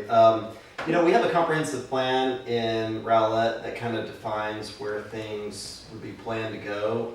As far as planning and zoning goes, what would be your philosophy as zoning cases come to the commission, and how closely you would want to follow what's on the comprehensive plan? Well, I imagine whoever created the comprehensive plan has more experience and knowledge than I do, so I would probably align very close to whatever the plan has. I don't have any extreme or different personal ideas regarding zoning for Rowlett, so I'll really just stick to what's there, at least in the first few years of my time. Omar, I'm Deb Schinder. And I was wondering, I noticed that you, your first choice is Planning and Zoning Commission, your second choice is Arts and Humanities. Those are two very different boards, and so I sort of wondered, why did you choose Planning and Zoning in particular as your first choice? Yeah, I guess the end goal is to, give back to my community, but I was in I think it was called it was Economic Development Board? No, it's a Community Investment Advisory Board that you described as hell. The CIPTF, okay. Yeah, and I don't think that board exists anymore, so Right. it's probably closer aligned to that than the other boards. Okay, I'm just trying to kind of stay on track, but, I see. yeah, PNC is a very technical board. Zoning is kind of a complex subject, and I'm sure you're absolutely capable of learning it all. But most people do start on different boards. Most people don't start out with PNC. And you've been on that ad hoc committee or task force, obviously, so you've got some experience there on boards. But you would be willing to serve on a different board if we needed you on a different one? Oh, yeah, for sure, yeah. And, I'm assuming as a Dallas prosecutor, which thank you for your service, by the way, you'd be able to make, on planning and zoning, they have meetings every other Tuesday evening. Is that a problem for your work schedule at all?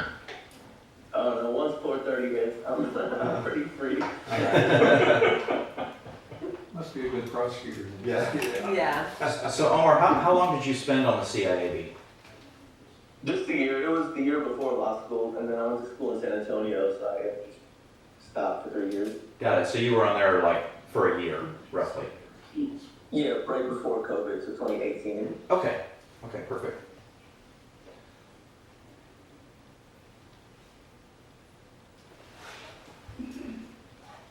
Council, other questions? I think my question's been asked.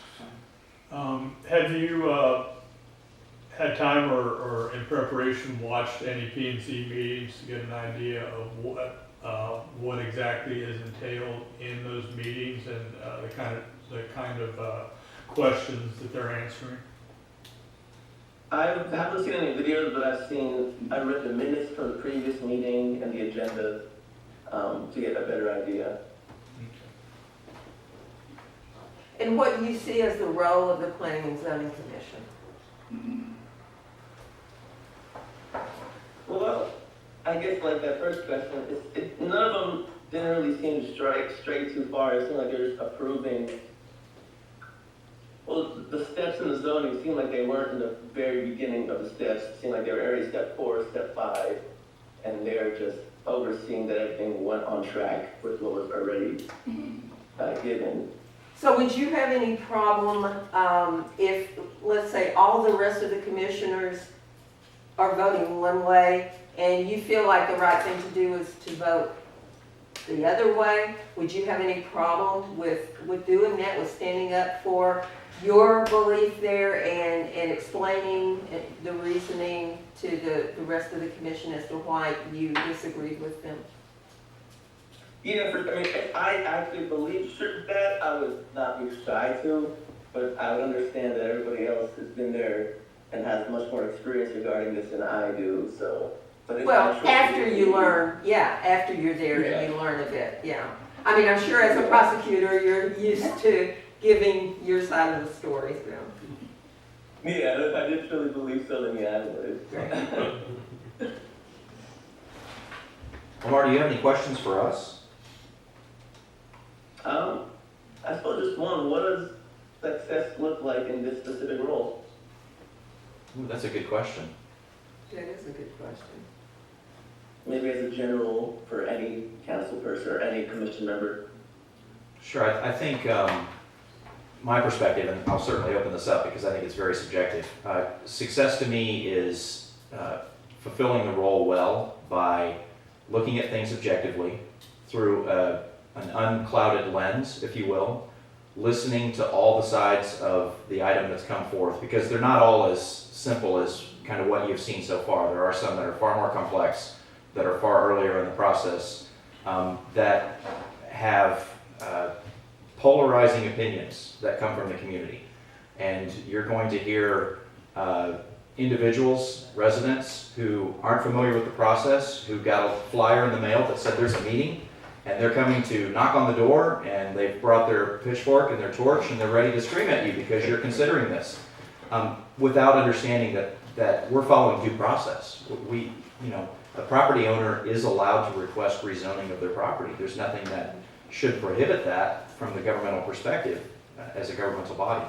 And so I think serving well means hearing all of those sides and then making a very objective opinion as a commissioner.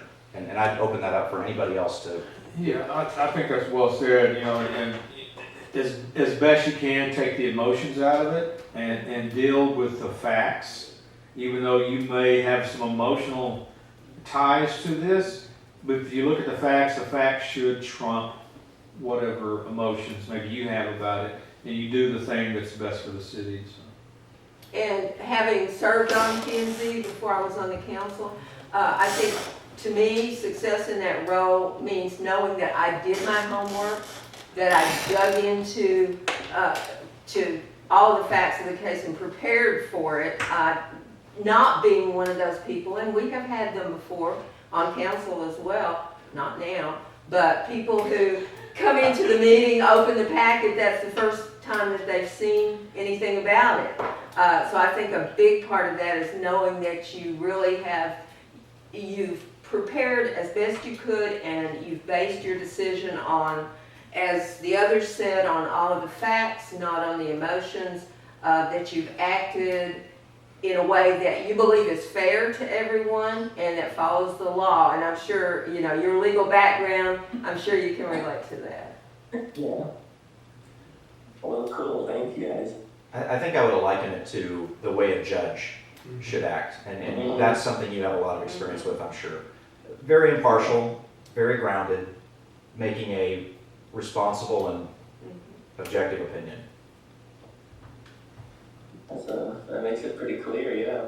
Because you will have people there who will try to sway you through emotion, and sometimes we really, really empathize with them, but we have to follow the law. And I think that is a unique perspective that you probably have as a prosecutor, because the defendant's family, sometimes you feel really sorry for them, but you have to follow the law. So yeah, I think your background translates well to the role. Do you have any other questions for us? Not at this moment, no, but I do appreciate you guys taking the time out. Sure. Council, any other questions for Omar?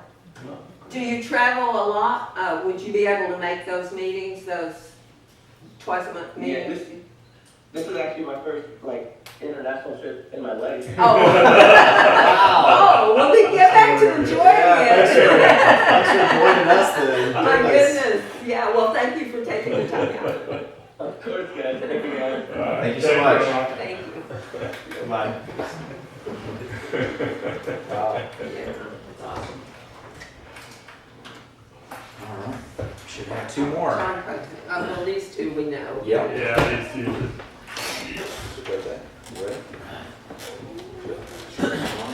Hey.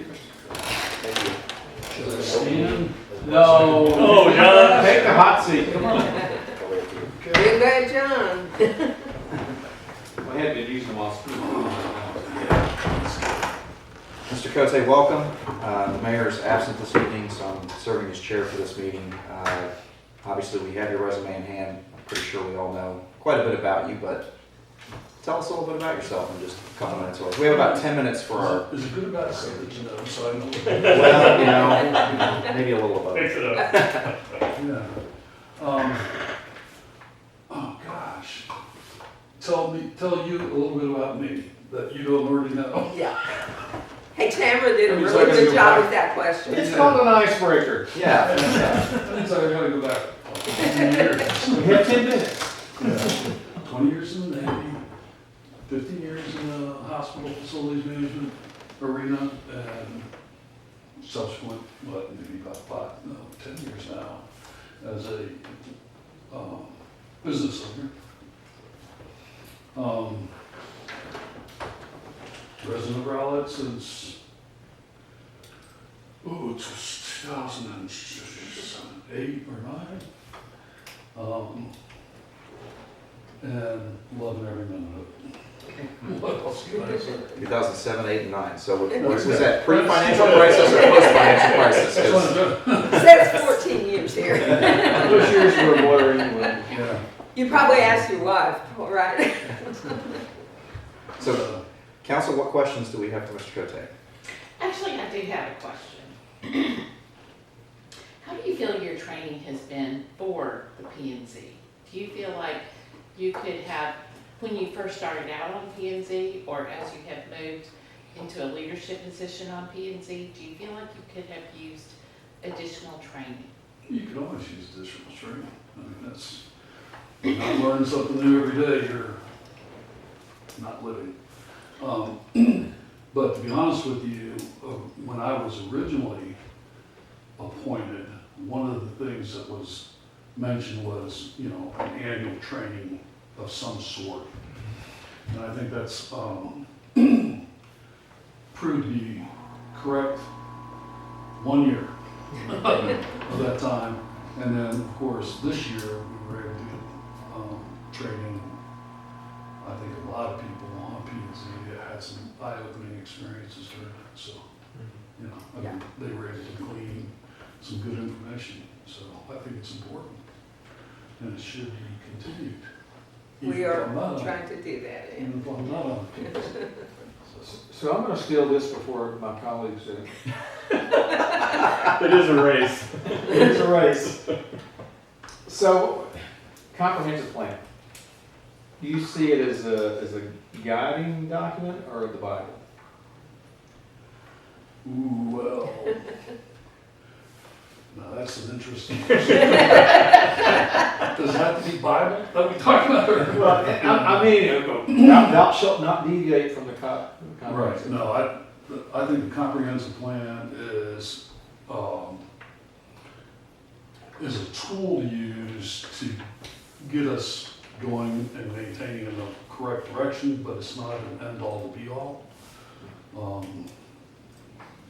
But, we need, when we do make decisions and things of that nature, we need to keep what the comp plan's intents are, forefront of our decisions. Help us to make those decisions. Okay. John, you've been on P&Z for quite a while, and every job, there are things that you like about it, things you don't like What do you think is the most difficult thing about being on P and Z? biting my tongue. Gee, that's the same as council. Yeah. Yeah. What do I find the hardest thing about P and Z? It can be what's most difficult about making the decisions. It can be dealing with the meeting protocols. I mean, just broadly, Yeah. anything. Yeah. I don't know that there's really any difficult or, problem. Difficult, Something that- annoying, what you would change if you could. Well, It can't be perfect. yeah, it's not perfect, but one of the things that I think was very helpful that we had for a little bit and then ended up disappearing was we kind of got a list of everything that was in the pipeline, okay? So we were able to, if we wanted to, as a planning and zoning member, actually go and look at the various projects and see, because some of them, were Board of Adjustment projects, so they weren't going to come to you. You could go look and see what the packet information was that was being prepared to be presented in a package. And then, of course, all the developments that might not require to come in front of P and Z, you're still able to see those in the pipeline, which kind of helps us get a little bit broader picture.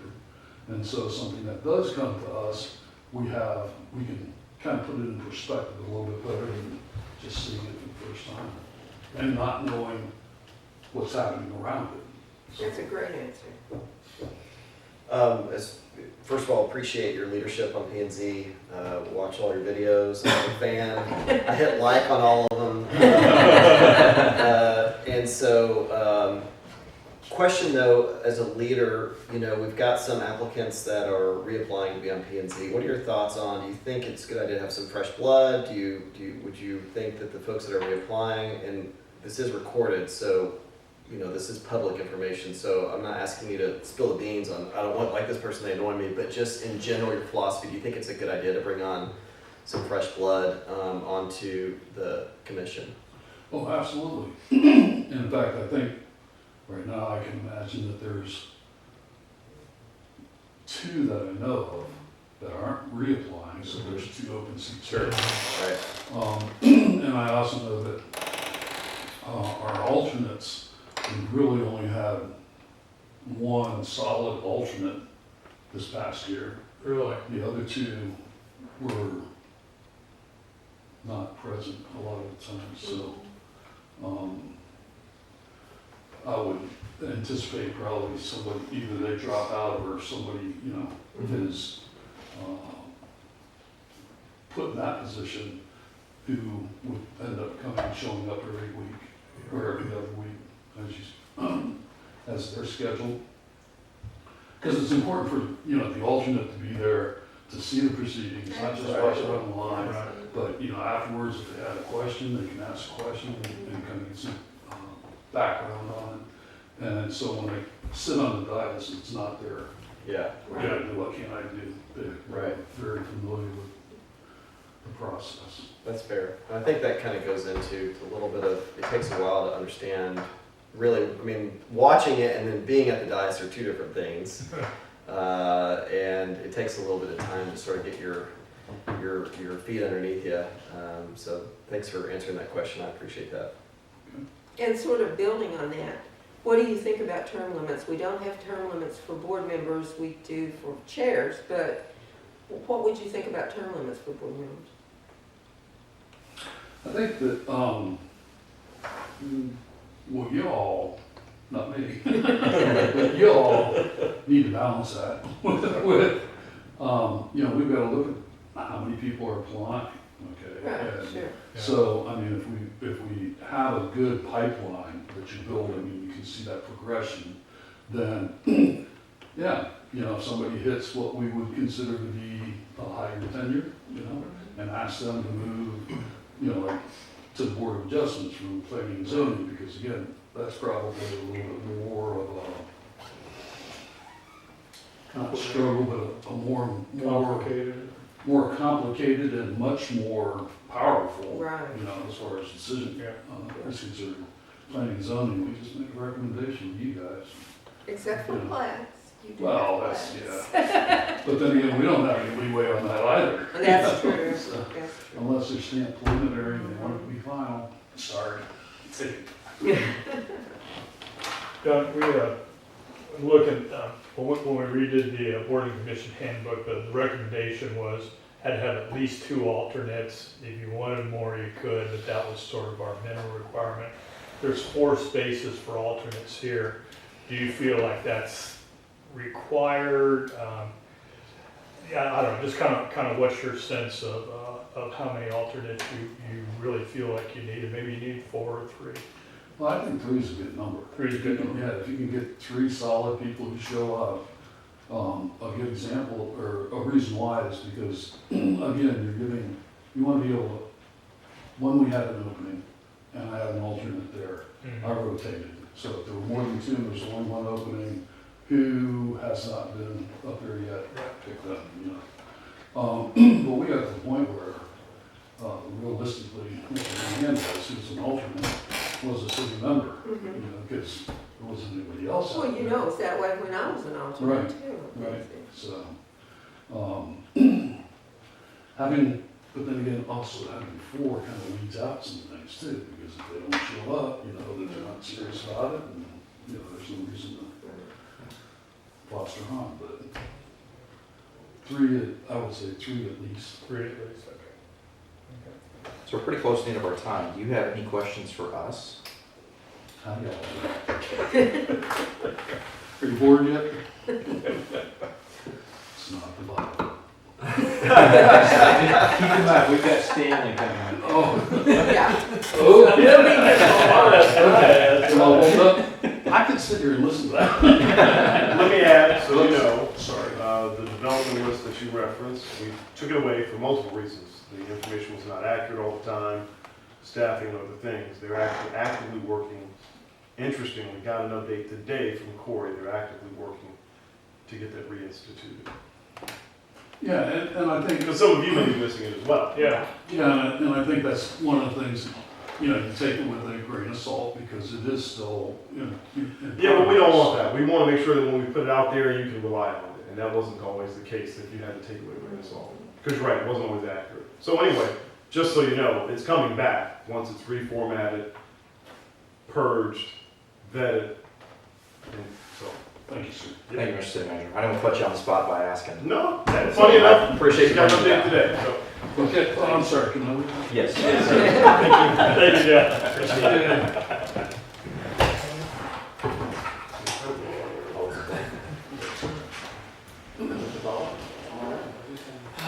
Another thing was so beloved, though. The The list. Hello, Stanley. Hello. Hello. All right, Stanley, welcome. Thanks for joining us this evening. You are our last interview of the night. No mayor. No mayor tonight, so I'm serving as chair. We have about 10 minutes blocked out for this interview, and we've obviously got a copy of your resume. I think we all know you fairly well, so feel free to tell us, you know, a little bit about yourself in 2 minutes or less. Of course, I've been a resident here since early '89, and in the background, I was asked, I ran for city council. I don't know that most of y'all know this. I ran for city council in '93, and a 4-person race, got defeated. I wound up third. It was the incumbent and a former incumbent, and then two of us that were new. And, but anyway, the incumbent won the race in a runoff. And I happened to be sitting out in the audience, and they were doing picks for different boards and commissions. They were kind of short at that time. So Mr. Shallow, Big Shallow, looked out and said, Mr. Pollard's sitting out there, would you serve on a commission? I said, anything that the city needs. And so I wound up on building codes and appeals for 2 years. And then I was asked by then Councilman and running for mayor, Buddy Wall, to serve on P&Z. And I did from 95 to 2005. And I thought after 10 years that was enough, needed new blood, new ideas on P&Z. In fact, at that time, 12 years was the term limit. And so anyway, I've served on a few other committees, the Library Visioning Committee, the last big one besides the Board of Adjustments that I'm on now is the Comprehensive Plan Committee in 1819. And I've always held the belief that I wanted my kids to see and live in a town that you didn't say, I am from Rowlett, but that I live in Rowlett. I not only grew up here, but I stayed because it's a great town. And as most all of y'all know, if not all of you, I'm from Arkansas. And many people in Little Rock, North Little Rock, a lot of people that grew up there wound up here and other places. And I've heard when I was a kid, people say, well, I'm from North Little Rock. And it was like, I tried to get out of there as fast as I could.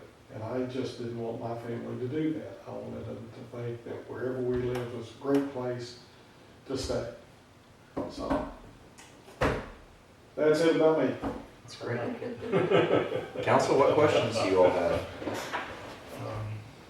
Well, this is another one where we pretty much know you. We've followed your the Board of Adjustment meetings, and of course you have given your input to most of us on multiple occasions, which I appreciate very much. And so you were involved in actually putting together the comp plan. So I guess my question is, I'm going to steal it from Mike this time. Do you feel like the comp plan is something that should be strictly adhered to, or do you feel like it's just a guideline? I think, well, let me drop back for a second. The comp plan should be, because it's adopted by the council, the guideline that you go by. And unless there is something just comes up, it should be adhered to. I'm gonna probably step on some toes here, and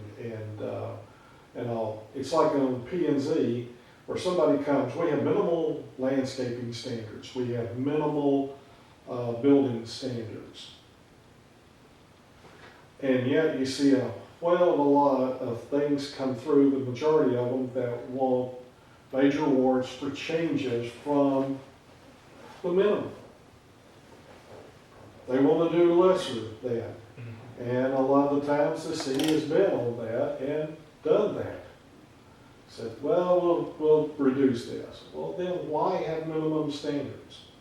If you're not going to stay with the minimum standards the vast majority of the time, why have them? Comp plan, if you're going to have a comp plan, stay with it, unless there is some great reason.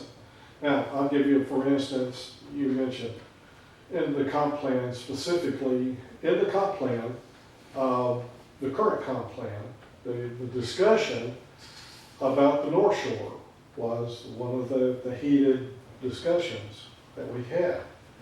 And one of the things is that why that acreage was left up there and why we have allowed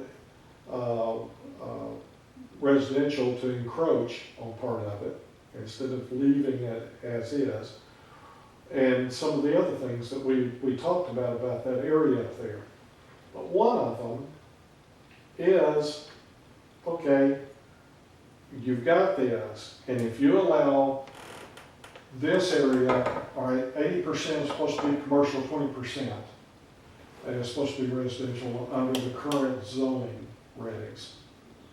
And so if you let somebody come in and develop 20% residential, 20% residential, 20% residential, 20 over here, then, and they all hold hostage the 80% that they do not build in commercial, then you've got a checkered thing all the way around that, and you lose the congruency of all of the acreage that's needed if you land a big employer.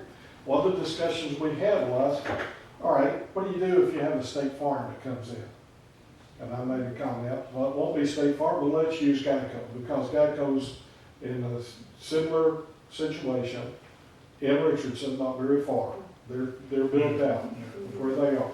So if Geico came and said, we want to do this, I think it would be crazy of any PNC and city council to say, we don't want the residential.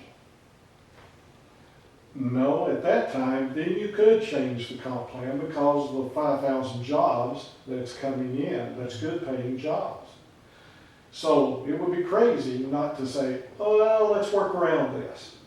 But let's get the commercial buildings in first, or at least 50% in before you ever start the residential. Now, as you, most of y'all, the last time heard me make a comment about Sapphire Bay. I think that's one of the big problems with Sapphire Bay is we never required the commercial to come in first, or at least be plugged in with all the apartments and residential that came in.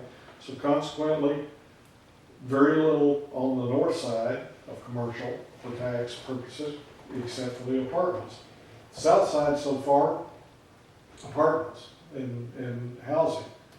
But where's the big commercial plum that was going, the city was going to make money? And we haven't. I think Bombshells is coming out of the ground, but as far as I know, that's the only commercial thing on the south side that wasn't already there, like the marina.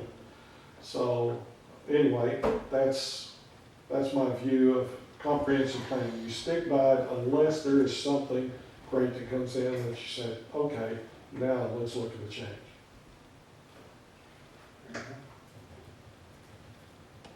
Other questions? Why do you want to switch from Board of Adjustment to P&Z? Be quite honest, because I'm not enthusiastic about what P&Z, and I'll be very candid, council has done on commercial development and what we lack. We've gone too far, I think, in the residential aspect, Sapphire Bay being one of them. And I'm hoping that we'll hold to our guns, so to speak. Maybe that's a bad example, stay in time to say, but we would hold for the North Shore, for the commercialism up there.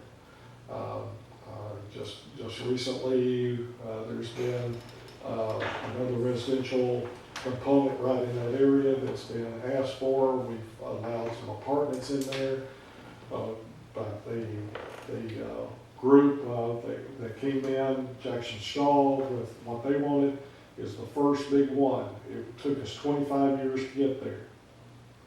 But finally it's coming in, and I would hope that we, and P&Z is where it starts, with planning with staff and P&Z with the residence component and political component, would hold and say, no, we want to see businesses in there.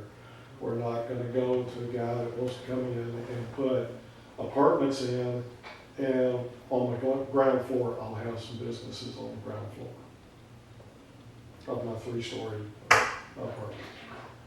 So Stanley, I think you hold maybe somewhat of a different opinion from some people that I've talked to with regard to the Jackson Shaw development, in that you believe that that is compliant with the comprehensive plan as it stands. Other people believe that it's not. Can you elaborate on that? Sure. Yes.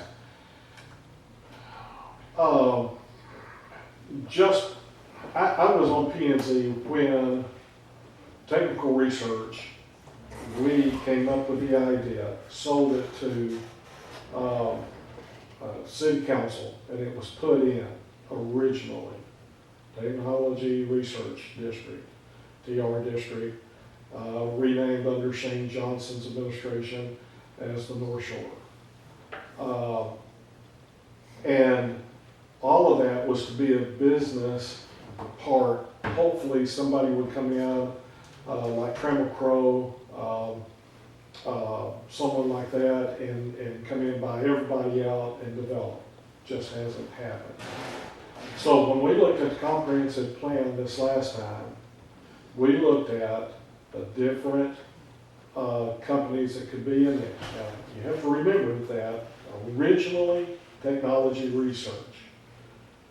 High tech was originally, we were hoping that it would compete with Richardson, Gallatin Park, and bring in computer and communication companies. Just didn't happen. They all gravitated over in Richardson, by and large.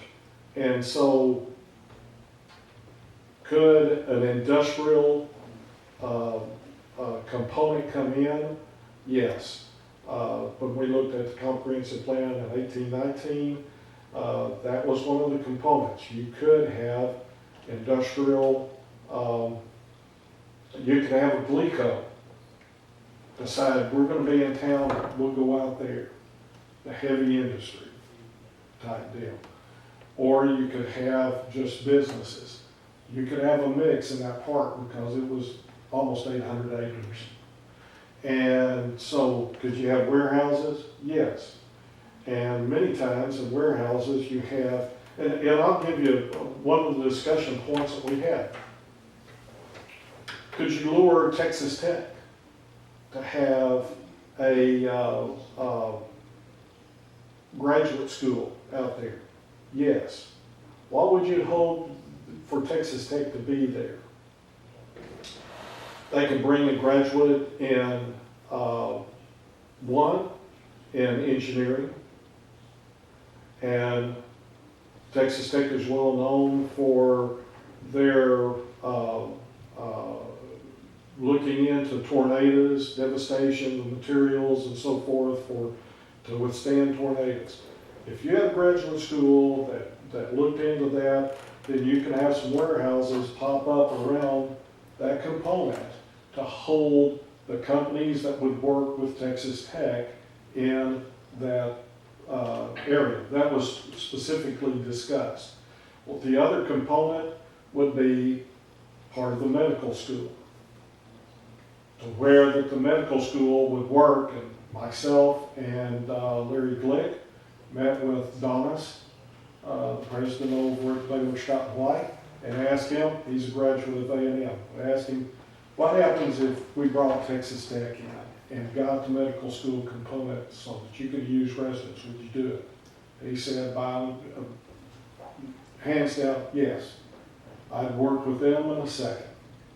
So you can have a medical component in there, you can have engineering, you can have that would bring in other businesses, and that's why I said the Jackson Shaw project with the warehouses would be something that could stimulate the rest of that to be built out. Jackson Shaw project is a small piece compared to the rest of it that's on the west side of Bush. Okay. Council, any other questions for Stanley? Stanley, what questions do you have for us? I talked to each one of the dog many times.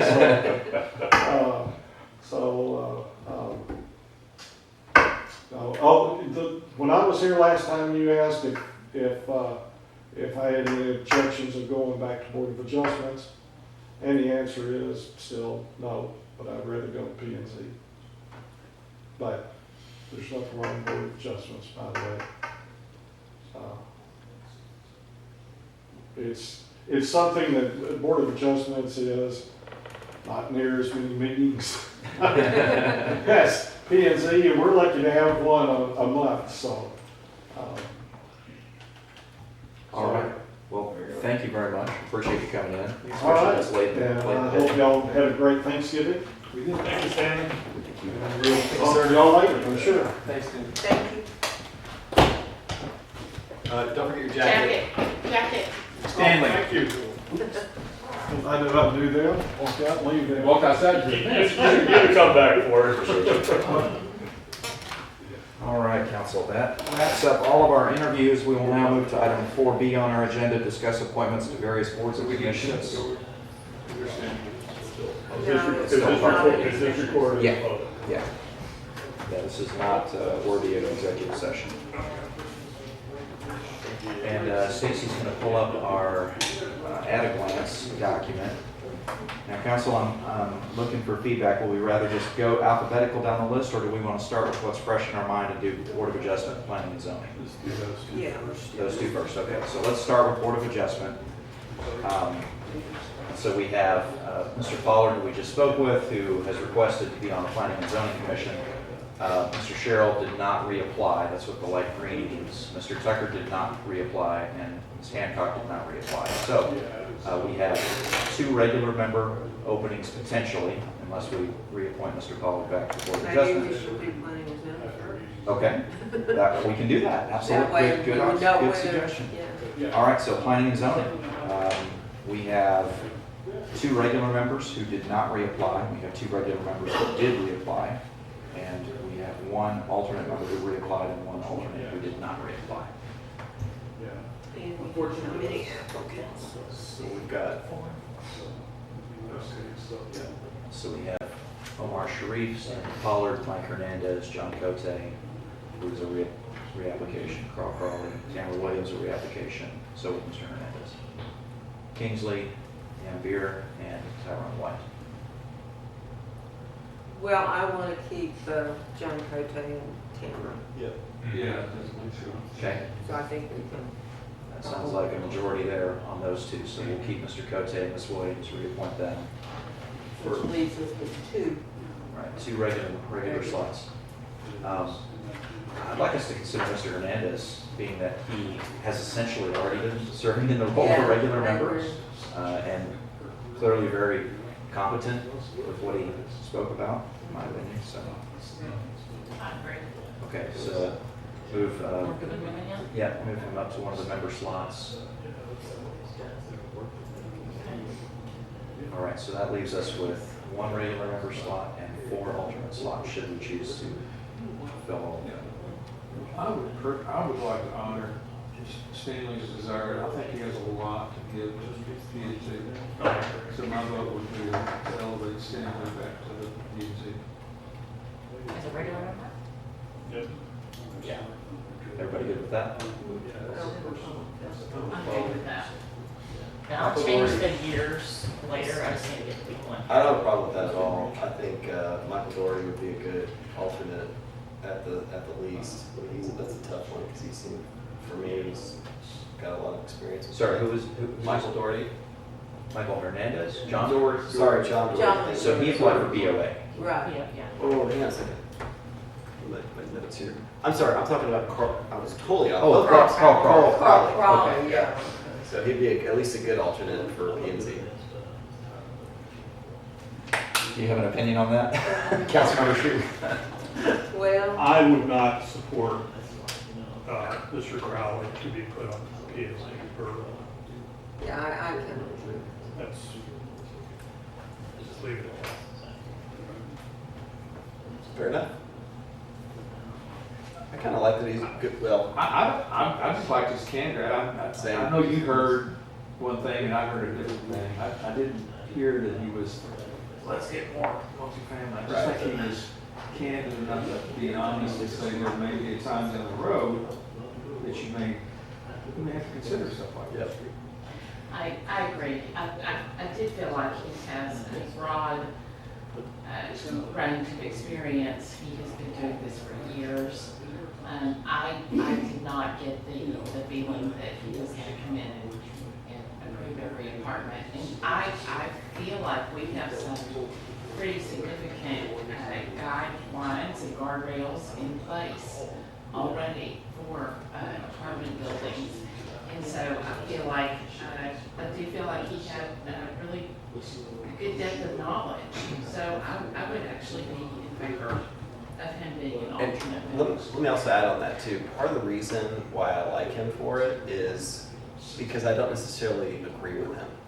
And granted, if he's an alternate, I wouldn't necessarily hear him give any reason, but if he sat at the dais and had to vote on something, just to hear his perspective, which may be different than mine, would be helpful, I think, because at the end of the day, we make the decision. Yeah. So that's kind of why I gravitated towards him, because I sort of like hearing somebody that I wouldn't necessarily agree with right off the cuff, because he has some knowledge that I know I don't. And I think all those are valid points, and He's not afraid to touch that third rail. Yeah. And I think those are all valid points, but I'm just being candid. No, I agree. That's fine. Yeah. Because as a member of the RHSC, the way that at least it was perceived and the way it was somewhat actually, that they operated in secret. They were in complete secrecy, you didn't know what was going on. He said he was fired, that's absolutely right, because we found out what they were fixing to do. And it was seriously bad news. And that's why we made those moves. So I'm going from, what I have seen done. Do I think he's got the knowledge? Absolutely. But that just, for me personally, kind of poisons the water. It's more the attitude and I agree with you, so it looked like you had it.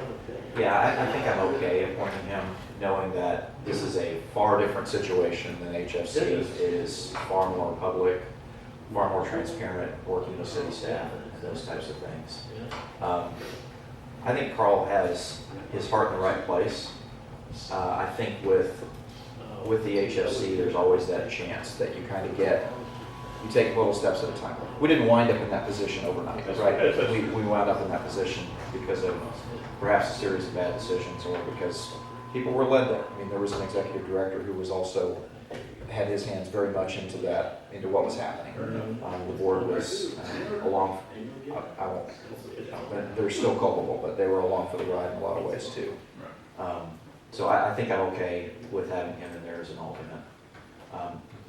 Strictly based on I agree with what Councilmember Reese said, really like the differing opinion.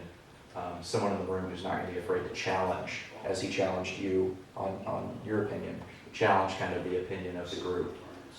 But also his experience and his knowledge is incredible, and it's hard to pass that up. We're good with adding him? Yes, I think we have all 4 on that. I'd like to add Omar as an alternate.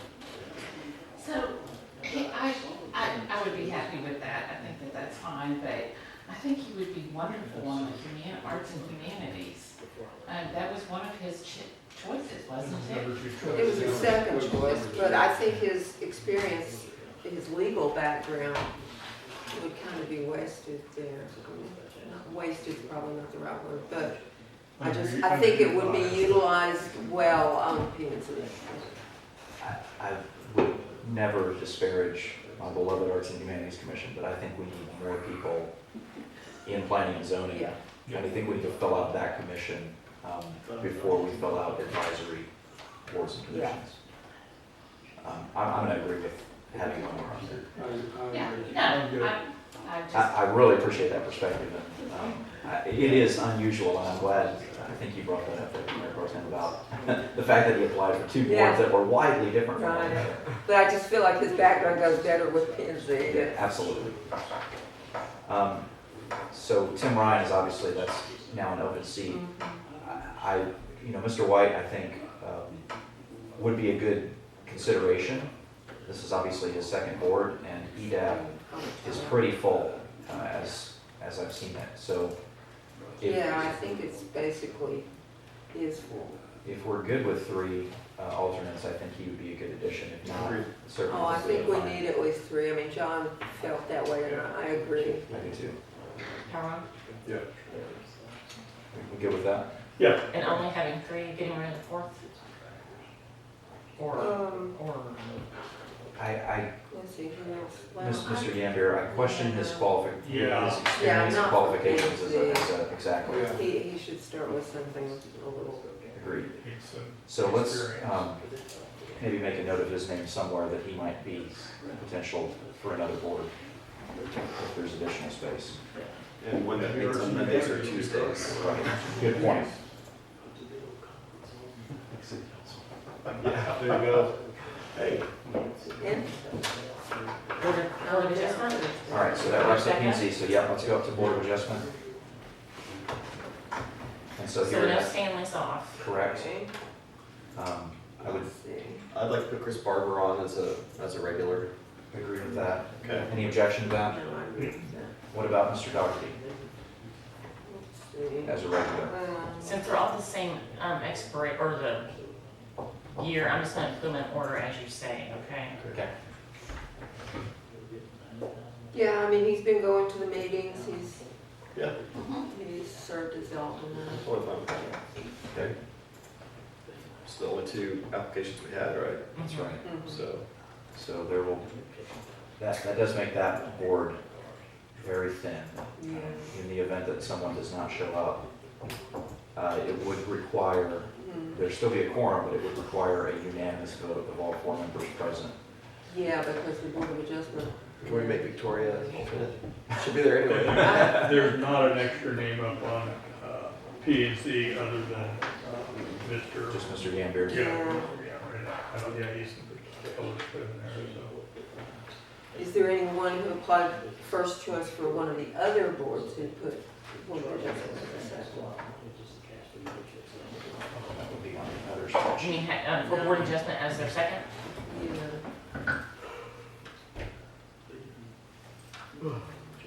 Richard Cole For Parks. Oh.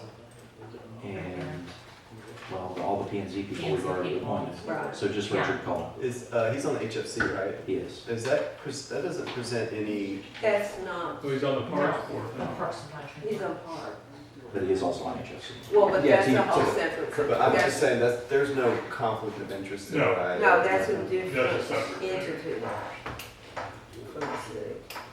Um, So, I mean, if he wanted to be on there, I wouldn't have a problem with that. I'd like to hear from Councilmember Shute, as he's the liaison to the Parks Board. If you would consider moving Richard over to BOA. He'd be an alternate on BOA, which Yeah. you might perceive as a demotion. Well, or we can make him a regular and make, which one do we just so, say? You know, I'm gonna be real honest, I don't know necessarily how open he might be to that. I think it would be a loss for the Parks Board. Yeah, I just, yeah, I don't know that I'm crazy about that idea. But you said he did, yeah, he did put BOA as the second choice. I was talking to Councilmember Bowers earlier, and one thought we had would be to reopen the application window after the start of the year Yeah, that might be and say these are the slots that we have, so people can really target, That you know, might be, opportunities that they might be interested in. We can We have probably, a few that have trickled in Sure. since we closed it, so there are a couple. perfect, and we can do some, Yeah. maybe some targeted recruiting to try to get people that yeah. would be good Yeah, that's- candidates. All that to say, if we had only the regular members on the BOA, it might only be for a short while if we were able to reopen and appoint from a new pool. Yeah, I just don't want to leave them with no alternates, because that would be a good situation. Them having the statutory authority that they have.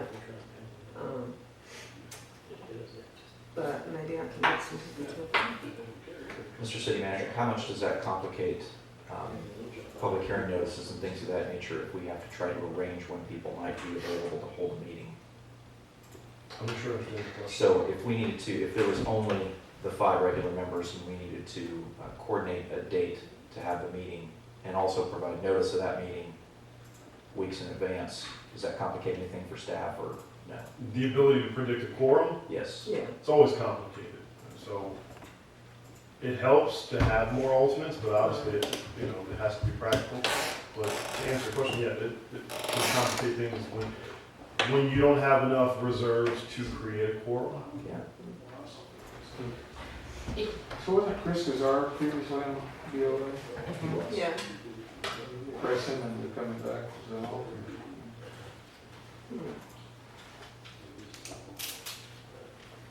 We can certainly do I I did not personally recruit or ask or talk to anybody about applying. I mean, I talked about it generally in some meetings, but I haven't specifically reached out to people that I know that are interested and would be great volunteers. So I just feel like if we could open it back up and have a little more time to recruit additional applicants, that would, I think we could do better. I would hope we would do that as soon as possible, but, because I know some people too that I think might be interested if they were specifically asked. All right, so we're good with planning and zoning. Are we in a comfortable spot with BOA right now? And maybe as we're going through the other boards, if we find someone that might be an opportunity, we can. Okay. All right, so let's just start at the top with Animal Shelter Advisory Board. Councilmember Reeves? Yep, so we only had 2 applications for 2 spots. Nancy Ernst reapplied, and then Dina, thank you, Sickler, that's Froz, President Froz, also applied. So we would have no alternates, no one else, and I didn't look through to see if anyone else had that as their second option. So if we could add an alternate or 2, that would be great. Do you want me to look and see if Animal Shelter's a second? Sure. Anybody? I don't think there is. I don't think so either. Yeah. Oh, well, we have right here on the Library Advisory Board, Margaret. Okay. All right. So, Let me look at Vicky, because I think that should be the Animal Shelter Advisory Board. okay. I think it was just a typo on our end. So if there's so for example, if they're not regular members and they don't get on the alternate here, then if we can bump them up to alternate on ASAP, that'd be great, but. No, Vicky's actually arts. Okay. So it's So a we real have bad one. typo there. So Arts Margaret, Advisory Board, yeah. So we had Margaret. Instead of arts and yeah. So we'll hold her as a side potential. So are we putting Dina in as a? So Dina would be a regular member. Oh, Are we good with that? yes. I have no Dina has objection. been the chair before. Yeah, She's- yeah. And then, Nancy would obviously be reappointed to that slot since that's her That's right. specialty. So the Michael Weiss and Stephanie Higgins are open. Yeah, so. That's right. They turned out and did not reapply. So what about Margaret? I would just say if you guys decide, whoever's Library Advisory Board, if you don't put her on the regular member and you put her as an alternate there, if we could maybe, I'll trade you a baseball card and Well, you can give me her as an alternate, that'd be great. it would be my preference to have her become a regular member. Okay, in that case, we'll have a trouble making a quorum, if that's okay. Actually, they're very committed, so we won't have trouble making a quorum. Well, and that I'm not convinced that I don't know people who aren't interested in animals as well. We can always add Yeah, another me too. alternate down the road. Great. A question.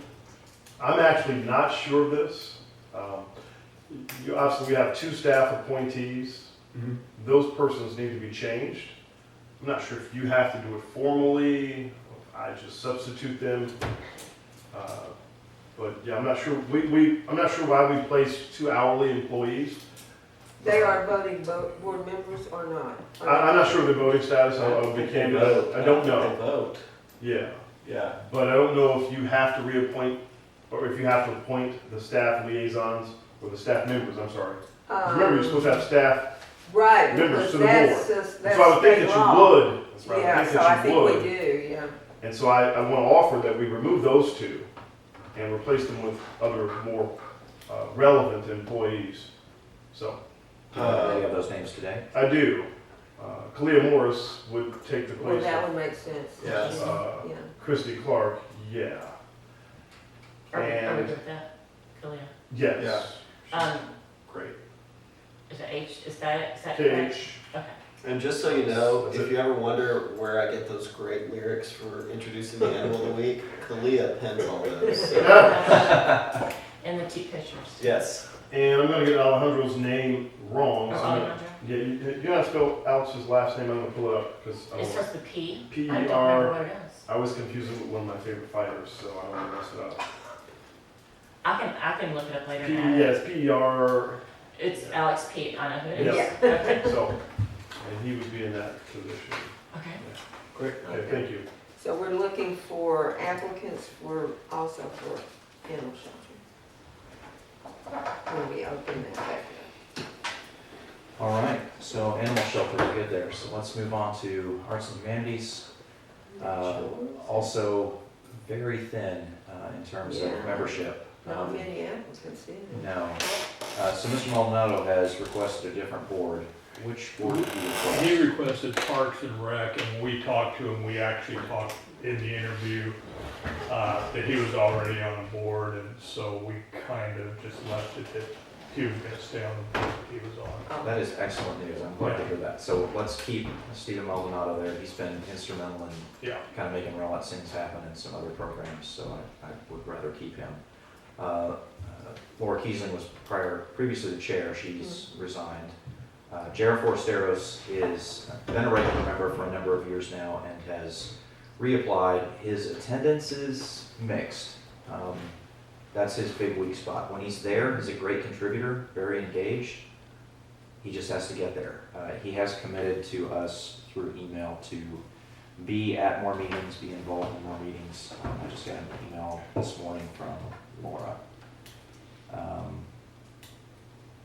He will be able to attend most of the meetings and participate in many projects. So I would propose to keep him, not only because we kind of have to, Right. we don't have enough people, but because he's committed Yeah. to do better. So Kristen Lloyd, also a great candidate. Grew up in GISD, really bright. I think will be a great addition to the Well, commission. you have 2 openings there and 2 applicants, so that. Do you But- want Oh, Christine okay. for 2020, do you want her in Laura's spot, which has one more, which will have to reapply next year? Let's Or do do you that. want her in the 2024 spot? Let's do the 25. 26, Is okay. Marshall the same as That's JR? genius, yes. He throws Yeah. us off Oh, every year. okay, Yeah. so you don't have. That's his Yeah, name. that's, yeah. So yes, also looking for Wow. anyone who might be interested here. Now, we did have, who was that other person? We had Vicky Stalka-Causey, who comes from The library. Library Oh, yeah. Advisory Board, who put Arts and Humanities as her second. So that's a possibility. Well, I think if we moved Vicky, we would not have a full, Yeah, let's go down to Library Advisory Board. We've talked about it a couple times now, so. Councilmember Bowers, why don't you talk us through your applicants and where they fit? I think that we wanted to put, Jerry is resigning. So we were gonna put Aaron in Jerry's spot. Are we good with that? I'm fine. Everybody good with that? Yeah. Great. And I interviewed Erin, I think, a long time ago for Arts and Humanities, and I remember at the end of the day, she ended up in library because I think that's where she wanted to be to begin with. So you were talking about making Margaret a regular. Yeah, so I she thought don't we get- had 2 openings. You had 2 who were reapplying, you had 3 openings, 2 were reapplying, and then you had Jerry who was not reapplying. Yeah. So that just left 1 regular. I would like to keep Margaret as So then an can we have alternate. Vicky? Pardon? So can we have Vicky, or can Jeff have Vicky? I- Because he doesn't even have the whole full board. Right.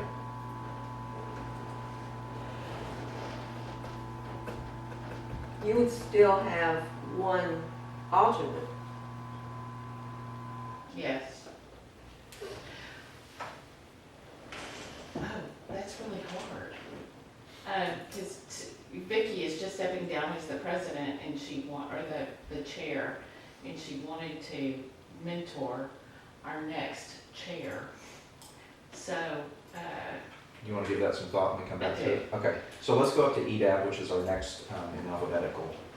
And EDAB has some unique membership requirements. Right, and And I'm hoping you can talk We through this since lost- Mayor's not here. yeah, Okay, so we don't even show Mick there. We were told by Charles to take him off because he wasn't. Right, he was not coming back. And that got And our Michael was numbers gonna stay back. at Stepford Chair, so I think we're full there. Yeah. So that leaves us with how many additional applicants that don't fit? Shelby Coleman, Michelle Stalwright, Adam or Carrie, Mosseri. I mean, there's no one here that I think, we don't have alternates. And I don't think EDEB has traditionally had alternates. No. But all of these they participate. And of course, 2 of them are chamber appointments, so we don't deal with that. Rhonda I could talk to Rhonda, she might be interested in switching to one of these boards that doesn't have enough. In which case we could, because we got a lot of EDEB applicants. Let me see if any of them marked that they were willing to change. Well, Michael Weaver said he would be, but of course he's Well, but staying. we'd like for him to be the chair. Adam had the HSC. Shelby said no, she only wants EDAB.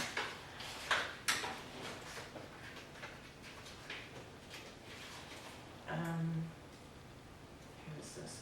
Michelle said yes, she was willing to serve on a different board. But she didn't provide a second. No, but she was willing. That's good.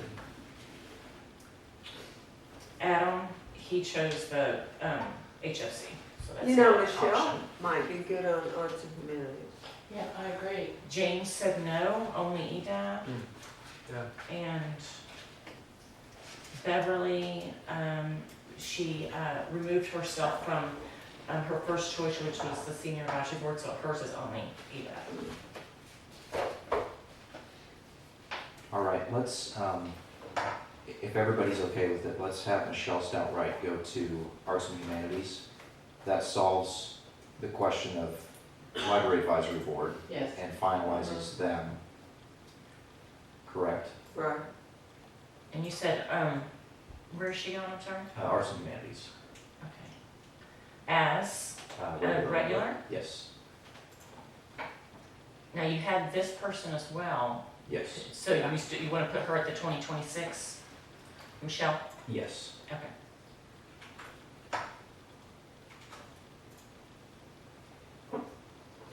Okay, so That's that better. finalizes Yeah. Arts and Humanities. Should also, if we can go down to Library Advisory Board for a brief moment, and then we'll go back to EDAB. You're good with that now, Yes, Councilmember Bowers? Okay. and I'll try and recruit 2 more. Okay, so we'll call Library Advisory Board good for the moment. Let's go back up to EDAB, because we have got a lot of. Yeah, things we have over a there. lot of applicants. I can ask Rhonda if she's interested in one of, well, let's see, she'd be an alternate, though, dropping down from a regular, so I don't know. If she went elsewhere, who would you propose slotting in there? Well, I was gonna say Michelle, but she's, Oh, yeah, we put her somewhere else, so, yeah, so I don't know. And again, I don't know if Rhonda would even want to go to another one and drop down to alternate. Yeah, I wouldn't think that would be, Yeah, I'm not sure that's a good ask. Yeah, I don't like to, I mean, we're good friends and I could ask, but it's not something that I would want to do to her, actually. okay, so let's, in that case, leave that like it is. We do have, Shelby Coleman has said she's not willing to serve on another board, so I think that strikes her entirely. James Moore also said he's not willing to serve on another board, so I think that also strikes him. That leaves us with Adam Mosseri and Beverly Willis. Beverly Well, she said she- removed herself she from the removed SAB, herself from so the she's senior only for advisor. EDAB. But she also said, yes, she's willing to serve on another board, so is she really That's only true. EDAB or, okay. Or did she just I not think she want to be changed her on mind. SAB? Say again? I think she changed her mind from originally senior Because senior advisor, advisory board was her first and then she choice. removed that. But in the But we application, don't she know also, whether she'd be willing to consider another one. well, other- that's one of the questions, and she selected yes. Yeah, she So- did. That gives us the flexibility, maybe, Mhm. to at least offer her a different position. Okay, so we prepared to call EDAP good? Yeah. Okay, let's move on to golf. Pretty much that's it. Everybody's coming back. Alan left, but we're good with 2 alternates. So you don't need to fill that alternate. Uh-huh. There's nobody else being added, I don't believe. Yeah, all the names on the Yeah. Oh, yeah. right are there. Yeah. Any questions, comments, concerns with golf? Okay, Parks Advisory Board. Okay, hope I can get this all right. Okay. Felicia's coming back, Anna and Elise is coming back, Dolores, we will be,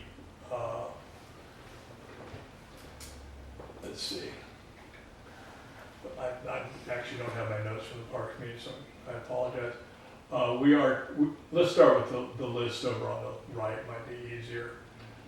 So Lonnie Blades and Larry Heap, we are gonna put as our 2 alternates. Jakey Rice. Okay, Are we good with that, everybody? Anybody have any Lonnie? objection? Are you thinking of Justin Marston on that at all? Yeah, I'm just getting the. Okay, all right, I just wanna make Justin's sure gonna he's be, gonna be yeah, on we're putting him in as a full. Lonnie okay. as an alternate, Yeah, let's Okay. give Stacy just a moment to get caught up. and with then that. Larry as an alternate, correct? Yes. Okay, fine. Give me one second. So it's Jackie, okay, so your alternates are filled. Okay, Betsy White will be moved to, I guess that's gonna be Adam's, position for, she'll be 1 year as a regular 1 member. year, right? And then So we're good with that? she'll re-up the next Yeah. time, so that's where she's going. Right, let me go ahead and change her, year so I don't get her confused and add it to 2026. Perfect. Okay, You can delete her, John. Yeah.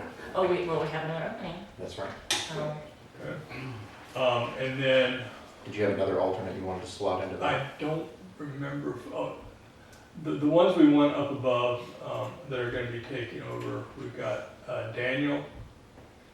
So whichever of those openings you've got, Daniel will be going As a as regular? a regular member. Okay. Now, would he be a now, 1 which year? one do we want to No, put in? Is it 20 for 1 year or for a 2 year? I don't know that we talked, let me look at the other names real quick. So Dolores and Christie, those are both 2 years, right? Right. Okay, so put him, Daniel on one of the 2 years, and then Okay. Justin Marston on the other 2 years. Justin, okay, and then that leaves the one for the single year. Yeah, I think, let's see, and then do we have Latoya?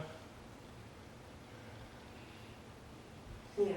Lou. Yeah, Latoya for the The Latoya 2025 Lewis, one? yeah, for the 1 year there. Okay.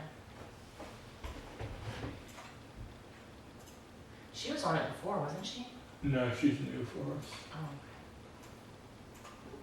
Okay, is there anyone left for the alternate? Oh, yeah, Wayne. And then, I honestly think, we talked about Wayne, he's got a tremendous amount of background and everything, and I think the feeling was maybe get new leadership. I think there was it's kind of a fear that maybe Wayne would be, I don't know, maybe. He has a tremendous amount of experience. I mean, he led Well, I know he the does. kingdom being built. Well, I mean, just as an alternate? yeah, well, I was gonna suggest possibly back up to P and Z and Board of Adjustment. Because of his experience. Oh, yeah, if he's gonna be an alternate, then an alternate on Board of Adjustment would make more sense than on Parks. Yeah, Yeah, that was kind of, because Yeah. just decades I of agree, experience. I So I agree. thought that was just a better Have you got a feel for if he's, Do you know? would he be happy with that? I've not Okay. talked to him, this is really the first discussion. And we could put him as an alternate, that's fine. conscription? He was not willing to serve on another board. He did parks for both and then said no. Okay. We could put him as an alternate. After that. I would appreciate that. Yeah, we put him as an alternate. Swing. Okay, so that And takes I think care that's of, every name up there, isn't it? it is, Yeah. yes, sir. Takes care of all the applicants and, okay, that takes care of parks. Great. Stacy, you feel you need to do some color coding there, or you good? I will do that Okay. later. All right, I told you I wouldn't We're rush on, this we're on up. a roll. Okay, good. Let's go to senior advisory board. Councilmember Britton. Yep. Agree? So the only new one we had was Pam Bell. Yeah, all your others. To are- replace are- Sharon? Say that again. To replace Sharon? Are we good with that? Yeah. Mhm. No, What's Judge. the age to be eligible for senior advisory board? 60. What's that? Oh, it's 60, okay. Say that again? The age to be eligible? I didn't know it was 55 or what it was. It's I think Pam meets it. It's 16-year-old. Actually, I do think eventually. Do I need to remind you this meeting's being recorded? And I don't care if she hears that. I think we should look at that eventually, because I do think 55-year-olds have a vested interest in. But you do, so you do need Alternate. alternates. All So right. that's another one we may have to open up for some alternates. Yeah.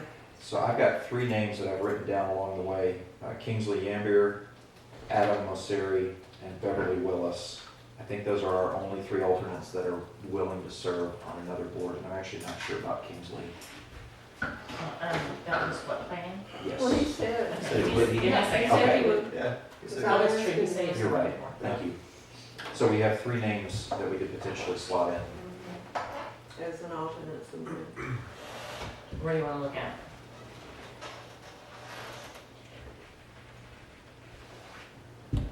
Well, let's see which boards actually need an alternate most. I mean, obviously, Board of Adjustment does, but Animal needs all alternates, so does Arts and Humanities, Board of Adjustment. So did these individuals get interviewed for, well, you obviously interviewed Kingsley, but did Adam or Beverly get interviewed for EDAP? I don't know. I wasn't in on that. Brittany said that they interviewed Michael Weaver and knew that he was going to be the ultimate choice. So the individuals who were applying for that board, who had a removed, well, Beverly, she didn't do it. Well, then Shelley didn't want to have another choice. So, I don't know if the others were interviewed. so There let's were just, no interviews. okay. Because there was this, just so you It was get, the to your one point, choice. to reaffirm a point, there was this presumption that that one slot would be filled by the incumbent. So Understood. you basically waste all these applicants' time interviewing them. So we have at least information on the two of three, Kingsley and Beverly, and I'm hoping, can you tell us a little bit about Beverly from Senior Advisory Board? Like what her interests might be, or, I mean, any I can't indication? do right now. 'Cause, Okay. you know, I don't know I what mean, interest. did you need her, I can find her application. I think that might help hers and Adams, just to, Mosseri's last name on him. Well, I have them in order of boards, so Oh. let me Sorry. thumb through it. No, I Trying to thought make it'd it be, easier. I thought it'd be easier that way, but Both EDAP. you just never know. I'm trying to see, I'm trying to make sure that she got moved from senior, she did. Maybe if we could just pass those around and just quickly scan them over. She might. How long?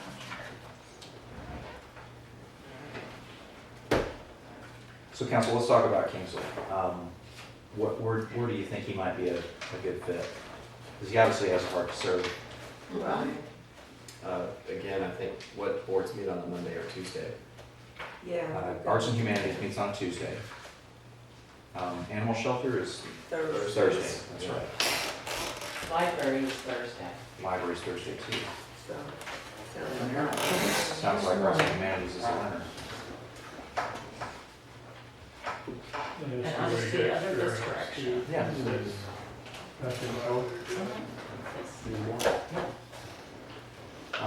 Is there any objection to having Kingsley be on Arts and Humanities? Stacy, can we drop him in there? I think you said, Yes. I thought you said he'd be willing to serve. also. Yeah. I think that will get his feet wet with the meeting process. Yeah, Yeah. that's important, especially. Yeah. That's kind of a big deal.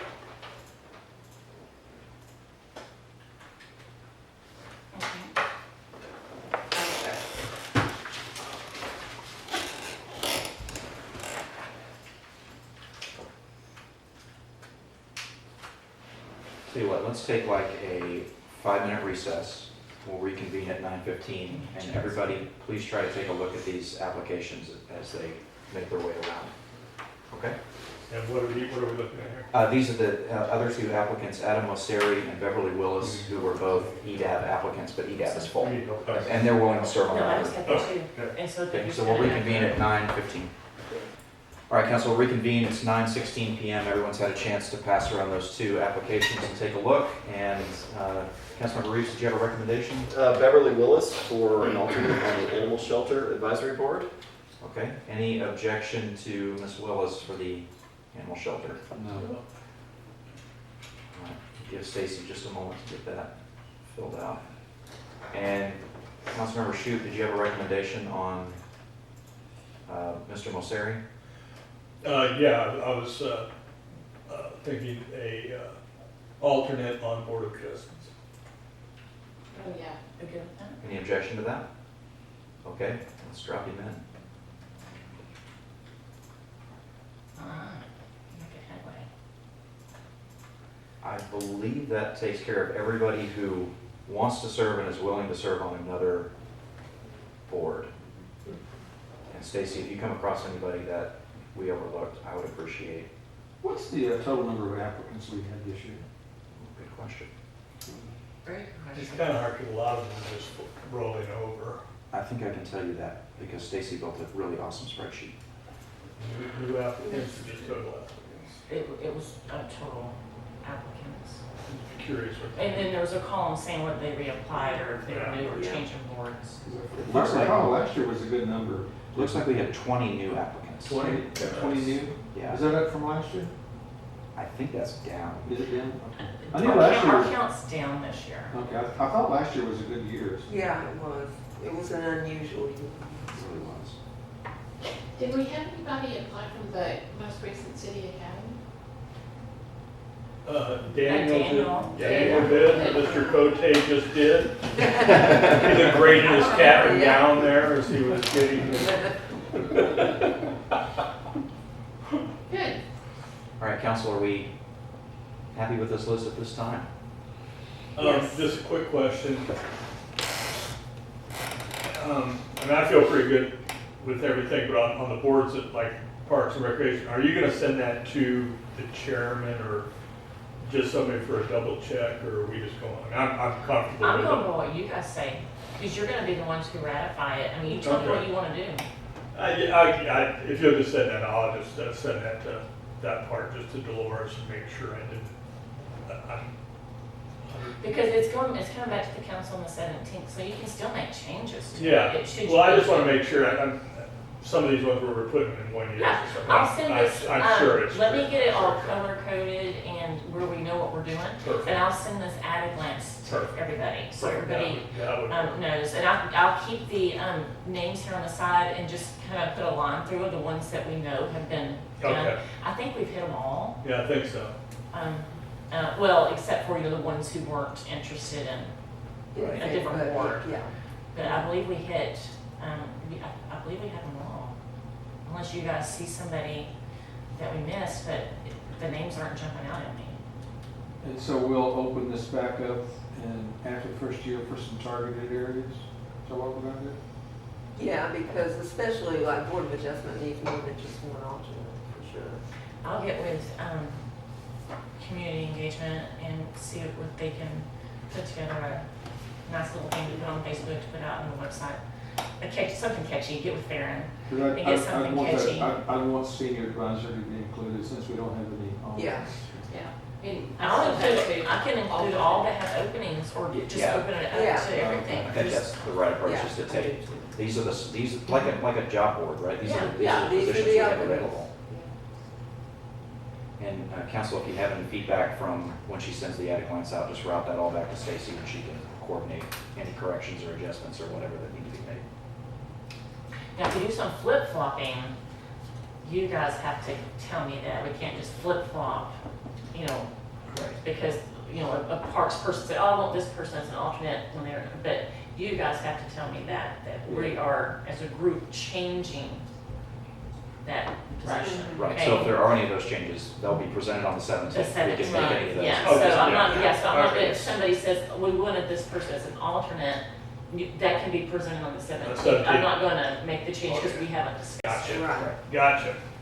Are we good with that? Yeah. yes. Okay. All right, council, any other boards and commissions appointment business? Very well, and we are adjourned at 9:21 p.m. Thank you all for your time this evening. You all